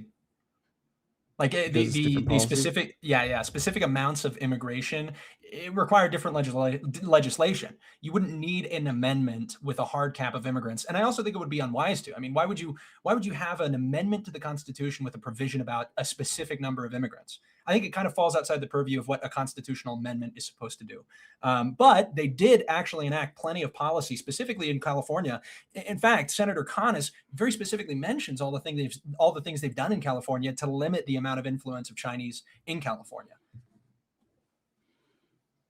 Okay, but I still don't understand how this is like, how that is a difference. Like I just don't get how the Congress.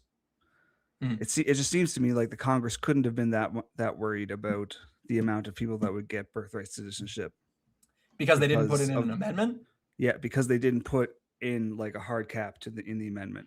Well, that would be like saying the Congress right now doesn't, care enough about some issue because they haven't put it as a part of an amendment that was passed. Or maybe we go back to the time. I mean, what was the last time an amendment was passed? When was the 24th Amendment passed?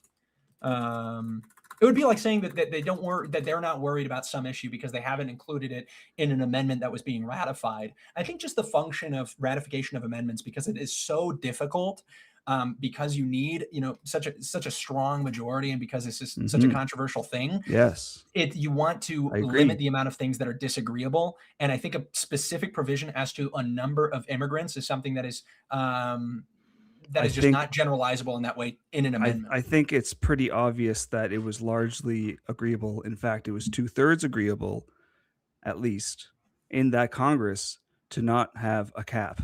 And therefore, you can infer that within that Congress, at least 2/3 of them weren't really worried about amount. I got to stop you there. Like, the idea that they didn't express a cap does not mean that they believed it should be unlimited. That is not true. That is a ridiculous claim to make. You're saying that the absence of an argument as for a cap means that all of them would have been in favor of unlimited immigration? No, I didn't say all. I meant those who voted in favor of the amendment. Okay, so because those who voted in favor of the amendment, because they didn't include a cap, they were in favor of unlimited immigration. Do you believe that's the case? Like, this is 14 years before we begin to talk about Chinese exclusion. That's the law that's the amendment they passed. That's the nature of it. I do not think, I just completely disagree with your understanding of politics and the way that this legislation was passed. And I don't think you'd reasonably extend that kind of logic to any other piece of legislation. Just because there is not a specific provision being made does not mean people are in favor of or agree with a lack of a limit. And I think we see that because it speaks quite strongly to it. Only a decade later, you have a severe restriction of immigration. If these people were mostly on board with unlimited immigration, what happened in the next 10 years that so significantly changed their opinion? I wasn't talking and if that's the case, why? I wasn't talking about unlimited immigration. I was talking about unlimited birthright citizenship. Oh, sorry. I thought you were talking about immigration. Am I tweaking? We're talking about the 14th Amendment, yes? We were talking about the Congress that ratified the 14th Amendment. Yes. Wick, I trust you on this, Sarah. I trust you on this too. I'm deferring. I'm going to be real with you. I wasn't paying attention. No worries, Sarah. You're the moderator. It's your job, so I'm going to defer to you. Kay very specifically mentioned number of immigrants, right? Oh, you're asking to recall a specification. My Angry American might be biased to my side, but he very specifically mentioned the number of immigrants. Yeah. If I did, I misspoke. I meant the number of. Hold on, we're clarifying. Shut the fuck up. Well, hold on. Let's not say. Hold on. Give my brother K.O. Dave, my spiritual brother, a little more respect, okay? Spin answered the question, so go ahead and mute back up, Spin. Kay and Kai, go back to it. Yeah. Well, this is what I'll read to you, Kay, because I think this is a good point. This is what I was originally going to cite to Wick. The most liberal proponent of birthright citizenship said the following concerning how many people this would apply to, and this is their perception. Now, I agree with you. They didn't put a cap, but I think it's because a cap to the amount of immigration to the United States is something that would be expressed in different legislation, not a ratification. We're not of an talking about amendment. immigration. Remember, we're talking about birthright citizenship. Well, yes, but that's what I'm talking about. Like, it wouldn't make sense to ratify an amendment and then put a limit to, okay, you have birthright citizenship as a rule up until like the 100th person who gets it. The problem is that you're trying to apply something in a more or less universal way. However, the application of the universality is something that's also being adjusted, or it's being perceived in the context of how many immigrants are coming in. And in the case of Senator Conness, how many women are coming who could even bear children? And he says they are extremely few in number. This is what he states regarding how many people it would apply to. And this is what I was mentioning prior, Wick. This is on page 2892 of the Congressional Globe from 1867. Or 1866, May 30th, 1866.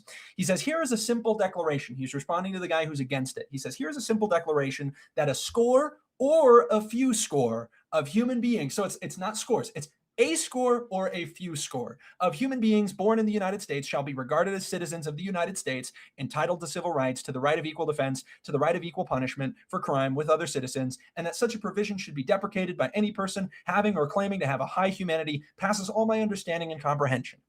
He perceives it to be explicitly related to a score or a few scores. Just to be clear, just a housekeeping thing for me. I got about 10 minutes before I get. Yeah, I got to jump in like 10 too. But Kate, I think that gives a good explanation of where their heads are at.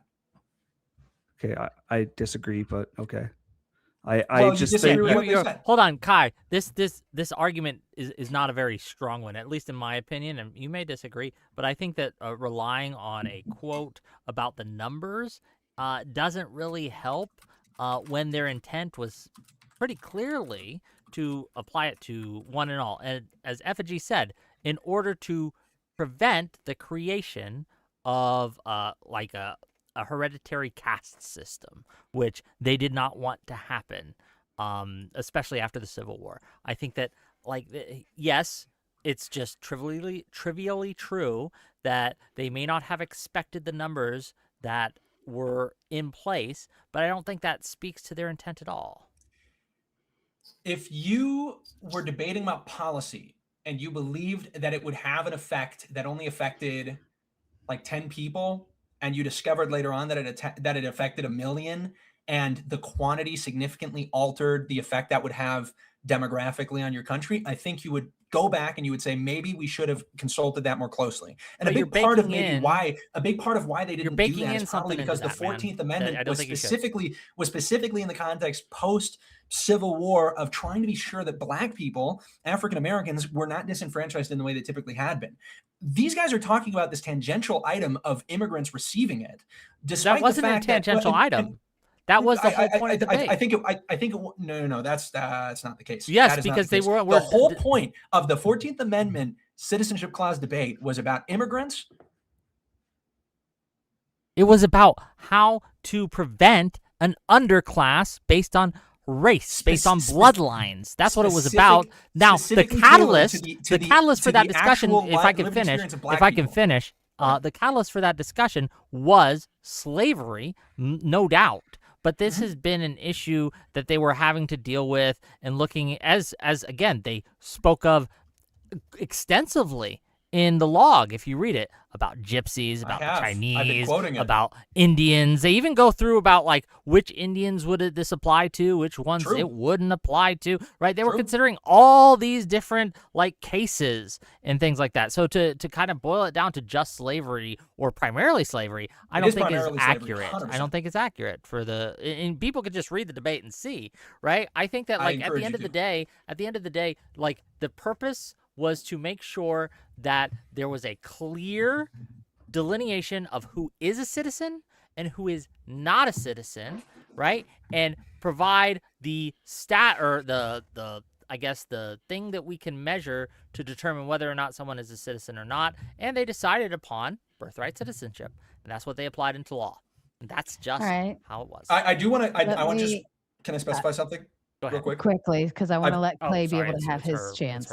I formally referred to immigration restrictions occurring, I think, 14 years. I was actually confusing that. There is one passed 4 years later called the Burlingame-Seward Treaty, which was a restriction of Chinese immigration. So that's the same Congress. I just wanted to clear that up for people who were objecting prior. It is the exact same Congress that severely restricted immigration in their same congressional term. Can All you, right. I'm sorry, can he repeat that? Can he repeat the last No, I part of want to let his? we'll send it in an email. Clay, I want you to go ahead and ask your question because they're both limited on time. Rewind it, angry man. Go ahead, Clay. Thank you so much, Sarah. Thank you, Kai. Thank you, Whick, for coming on to this platform. We really appreciate it over here at the Mater Nation. That's really stout of you guys. But I got some stuff for you, and I don't want to get lost in the minutia. I hate meta. I want to see where your minds are at. For both of you guys, do you see a problem with parents? And this is very important because this is also getting into parental issues, okay? Do you see a problem with parents who commit crimes with children in tow? Yes. Sure, yes. Okay, very good. Okay, now, when parents commit crimes with children in tow, are they putting those children in danger? Depends on the crime. Not all crimes are going to put you into danger. If you commit tax fraud, what danger are you putting yourself in? You go to jail and the child is given up to some other protector. Okay, but that when we say danger, I don't think that you're putting the child in danger in any significant way. It's a fundamentally different thing than putting. I guess taking it say directly or indirectly. Sure, but I think that conflating these types of dangers, we do need to differentiate them. The danger you put a child in by bringing them along to your bank heist is a fundamentally different kind of danger than. Is it not going to be little danger, big danger? Yes, little danger, big danger. But that scale matters. You understand? Okay, very good. I want to move along because I don't want it to take up. Sure, but I'm just saying it matters. I get it. No, I understand your position. So when it comes to that danger, when a parent goes to jail, regardless of the little danger, big danger, the state then steps in and takes the custody of that child, correct? Unless there's somebody else willing to do that. As I understand it, I'm not too familiar with the system, but I'll agree. Okay. Yeah. Okay, very good. So when it comes to more serious crimes, that parent may never retrieve that custody of that child. It's certainly a possibility. Okay, so this is a logic train. Okay, in my mind, when you put a child in danger, you are like that's one of the highest crimes in my mind. Like that's almost scum right there. Now, with illegal immigration, sure, there's the civil ones, right? But then there's also the criminal aspects of illegal immigration. Well, can I ask you a question real quick? Okay. I would cede to you that by bringing them across the border illegally, that you are putting your child in danger. But do you judge a parent who is fleeing from the cartels, fleeing from a greater danger, for bringing their child along in order to avoid that? Asylum is not the same as illegal immigration. When you are fleeing a country because there's cartels or war, that is not illegal immigration. That is seeking asylum. Oh, well, so if let's that's separate your that position, issue out. Then okay, fair enough. That is 100%. I am all about people seeking asylum because of horrific things going off in their own home country. Then fair enough. I think they should seek asylum. Fair but enough. Then, yeah. You know, so we are. Then we may not have a lot of daylight between our positions here. Yeah, exactly. Now here's my big question: would you support a bill that made it an extra criminal activity, a felony, if parents that bring their children, or if they're pregnant and have a child, because they're endangering that child, because they're putting them into the penal system, forcing the American people to take care of that child within that custody system, they're actually endangering that child to where they should have actually been. Would you support a bill that stated that if they do that, that would become a felony because it's a felony child endangerment? The reason I wouldn't I'm already guessing Kai's position on that. I want to hear your The reason I wouldn't support that, because under the logic train that you just laid out, making it a felony makes it more likely that the parent is going to be separated from the child and for longer, and it would be harder to get them back. So I like that. Yeah. And so I have a provision in the bill. Okay. The provision is that the parent has a choice. They're going to get deported regardless what happens, right? So it's a felony, they get deported, right? Now, the provision is they can take that child with them. They don't get to return. The child retains his citizenship. He can become a dual citizen, no problem, but the parents can never return.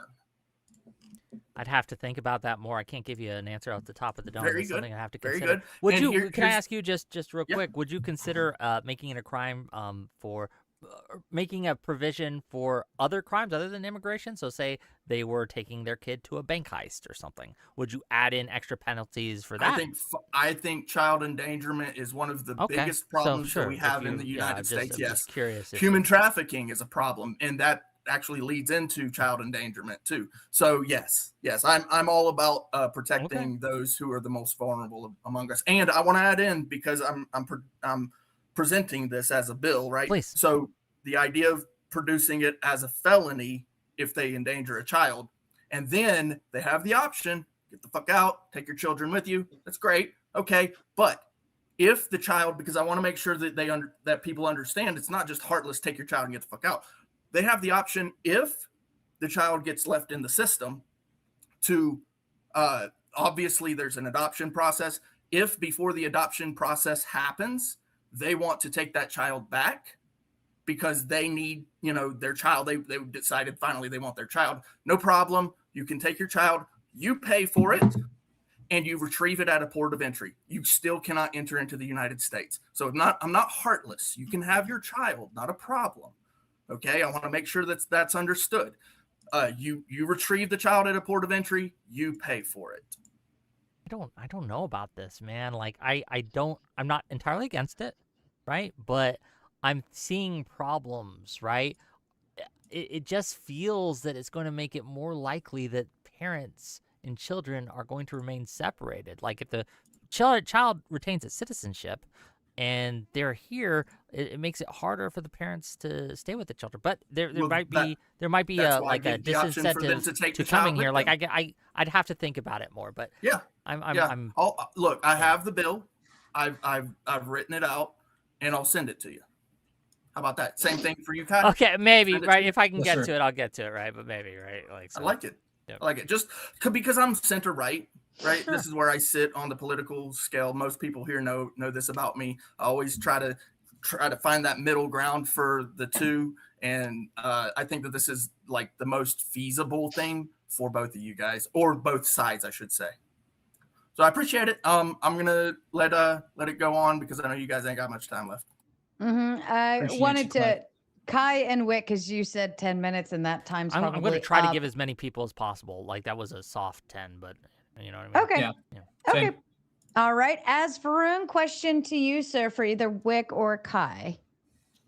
Thank you for having me on your show, Sarah. I want to ask Kai a question. Okay, Kai, regarding birthright citizenship, instead of that, why is it that in the US they didn't make a kind of law that would only allow people with skills to become immigrants? Instead of making people with skills as immigrants, why did they make this birthright citizenship law? Like, what happened that created this mess in the first place? I think really it's that every single time we've tried to restrict immigration, we've tried to especially stop illegal immigration, who are the individuals who stand to benefit the most, right, from birthright citizenship. Every single time we end up allowing for something in order to restrict it. I mentioned the amnesty, for instance, with Reagan. Things end up not going the way that the Congress had intended. And that's what I think it is. I think we just have to cut out the naivete. Like I was saying to Whick, I'm not opposed to bringing in some immigrants who are incredibly skilled and incredibly productive, but I think it has to be offset by self-deportations and deportations of illegal immigrants to achieve a net zero effect, at least for 10 years. I think you have to have a kind of cultural incubation that occurs. But yeah, I mean, a lot of the time, it's just the Congress doesn't recognize the effect that is going to happen. And that's why I'm a conservative. I'm a conservative because I don't believe in radical change, because radical change often produces more conflicts than it resolves. And then hold on. Ending birthright citizenship is a radical change. Yes. but I think it's a response. I think it's a response to a bunch of problems we have created because we initially that was just made wild to say, right? I'm a conservative because I don't believe in Yeah. radical change, but here I am advocating for this radical change. Is just wildly. No, you're right, and there are exceptions, right? Like if you look at the Burkean sense of the word conservative, it doesn't mean that there are not changes that can be undergone. But I think that the changes should try to align ourselves overall with kind of the national identity and historic identity of the nation. So, for instance, returning to originalism on a bunch of rulings would certainly be radical, but I think it's in alignment with the individuals and the stock that created the country that we all appeal to in an effort to validate whether or not a thing is good or not. So I think I'm pretty justified in my heuristic. Can I ask Kai one more question, Sarah? Of course. Yeah. Somewhere in the 1980s, some students from Chile had come and they studied under Milton Friedman, and they understood how capitalism works. So that time, Americans backed Pinochet against the communists, and the capitalist system won.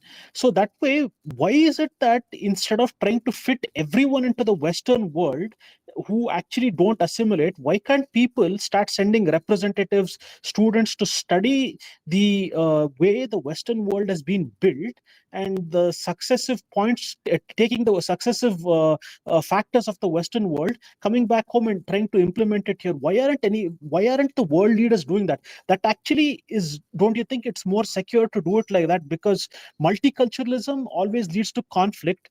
Multiracial societies tend to fail. But if you look at a successive society and try to implement its laws after studying their ways for some time into your nation, that will work out better. Why aren't the governments doing this, but they're only looking at short-term goals, favoring illegal immigration to only booster the votes for their parties, and then in the end, like even the ones who've immigrated, their lives just go to hell. They're just used as vote banks. Yeah, the interesting thing is this is actually one of the better arguments for immigration. It's the idea that people come here, they're educated, they're successful, and then they return to their home nations and improve them. I think that's a much better argument for immigration. The problem is that what seems to happen is instead of people leaving, and sometimes they stay, but they do still produce some good in their home countries. A lot of times what happens is they just bring more people from their home country here, and it significantly shapes the political demographics of the country because you begin to start playing more of a game of interest politics and begin deciding American elections based off of what our posture to a foreign nation is or what our posture to immigration is. If a party is against immigration, I mean, this is the response I get from Democrats a lot. They're like, well, Republicans are losing because you guys just don't like when immigrants. When has that ever happened? That has an election be decided based on our foreign policy? Possibly in 2024. We've had no evidence that that's the case. We've had multiple issues with inflation. Literally, we had huge issues with the economy. All the exit polls, if I may finish, all the exit polls showed that the people's biggest issues, foreign policy, was so far down the list. I don't think it even cracked the top 10.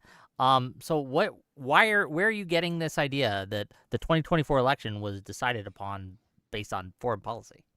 I don't think there's any decisive way of absolutely determining it, but I think there is a significant political shift in the political demographic based off of interest politics. Absolutely. And that, by the way, I don't think that always happens at the federal level for parts of the reasons that you cited, but in state elections, dude, absolutely. You look at a state like California, in the state legislature, do you not think that catering to the interests of the immigrants there, particularly as it pertains to cooperation with ICE or cooperation just with law enforcement in general or immigration restriction, do you not think that has a sway on the outcome of an election? Of course it does. Or foreign policy. I mean, well, look at Florida. Florida has a lot of immigrants from Cuba. Yes, Cuba, dude. Absolutely. Right. But that didn't they cooperated with ICE. So the immigrants is not if you're the cite, variable. Hold on. The immigrants aren't the variable here. Like Texas, for example, too. Texas, I think, may have the most immigrants of any state. I think maybe California and Texas are competing for that title, right? Cubans but Texas are the new model migrant. Was obviously in cooperation, full cooperation with ICE. So this variable that we're looking at isn't the amount of immigrants. It has to be something else. I completely disagree. I think well, that you can disagree, but these are what the stats are, buddy. So okay, no, I've actually got a perfect example. What do you think about the mayoral race in Minnesota? In Minneapolis, the mayoral race in Minnesota, I'm not too familiar with that. Minneapolis, I'm just not between who was it? who was it? It was Omar Fateh, and who's the guy that was running against him? Is it Jacob Frey? Was this during the ice surge? Did this election happen during the ice surge? I don't believe so. Okay, because that would affect I want to get my stats right. Well, hold on. I think you're assuming the results. The results are that Omar Fateh lost, but a part of what caused him to lose the election was tribalism among different factions of Somalians. Jacob Frey made a better appeal to certain ethnic communities within the Somalian community. So the ethnic angle actually Hold on, what's the worked percentage against the of Somali voting candidate. population of Somalis in Minneapolis? I just don't know the answer to this. I had a buddy who lived there who 50% of his graduating class was Somali. Okay, but and that I'm was in still wanting to know the answer, right? 2021. Well, let me look it up. Yeah. Give me a second. And we'll wrap that piece up, and then I want to let Padrino ask his question. Sure. Yeah, thank you, Sarah. Yeah, thank you, man. Asvern. Okay, let me see here.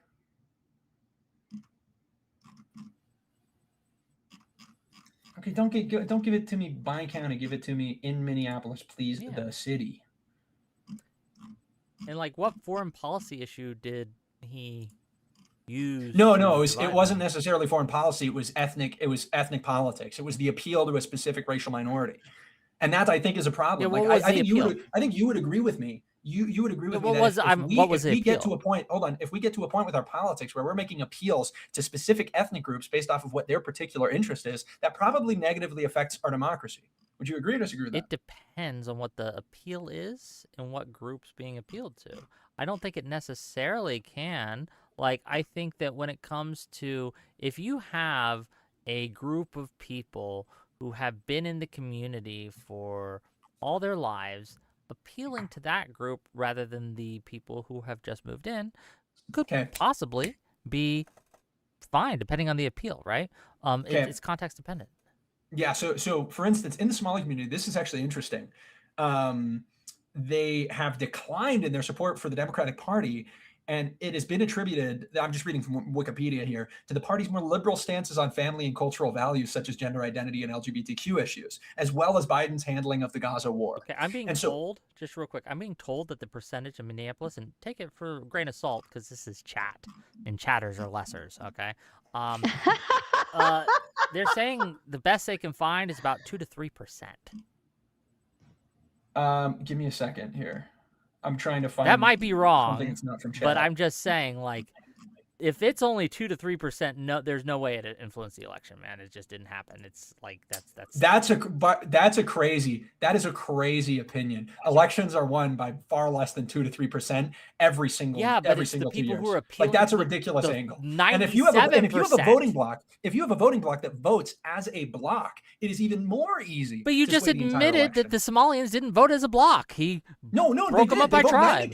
They vote 91% for the Democratic Party. They absolutely vote as a block. Let me allow Padrino to ask his question, and I mean, you guys are welcome to stay if you want to keep going. That's, but I at least want to let him ask his question. Padrino, your question to either Kai or Whick, please. Hi everyone, Sarah. Thank you for the participation. I love your channel. Well, answer the question. I agree. One moment. I am God. As God, I wish to say that the United States of America should be a welcome country to almost all crowds in the world. I like to say just it. That was it? Yes, Brother, that was beautiful. I do have to go, Sarah. Can I give a little outro before I go? Absolutely. Your final thoughts to the panel and the audience, Whick. Okay, well, my final thoughts is, you know what? We are all brothers and sisters at the end of the day. The human race, I am a humanist, a human supremacist, okay, if we're going with it. And if aliens came, I would side with the humans over the aliens. That's just what happened. Even if they were illegal. Even if they were legal, illegal, it doesn't matter. Like the outer space aliens, the humans are gonna fight them. And we're gonna win, okay? Or we'll win them over, and we'll create and then we will adopt them, and they will assimilate into our culture. We'll find out. Either way, gang. Thank you for having me. Thank you. Thank you for having me.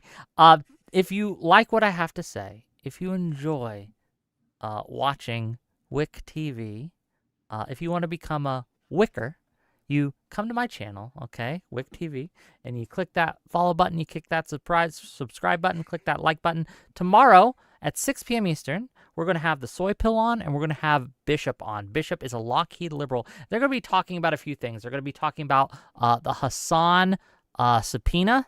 They're going to be talking about what our stance should be towards Cuba. It should be a wonderful discussion, so tune in for that. Sarah, thank you. Always a pleasure. And yeah, I'm going to see you guys later. Bye. Thank you so much, Wick.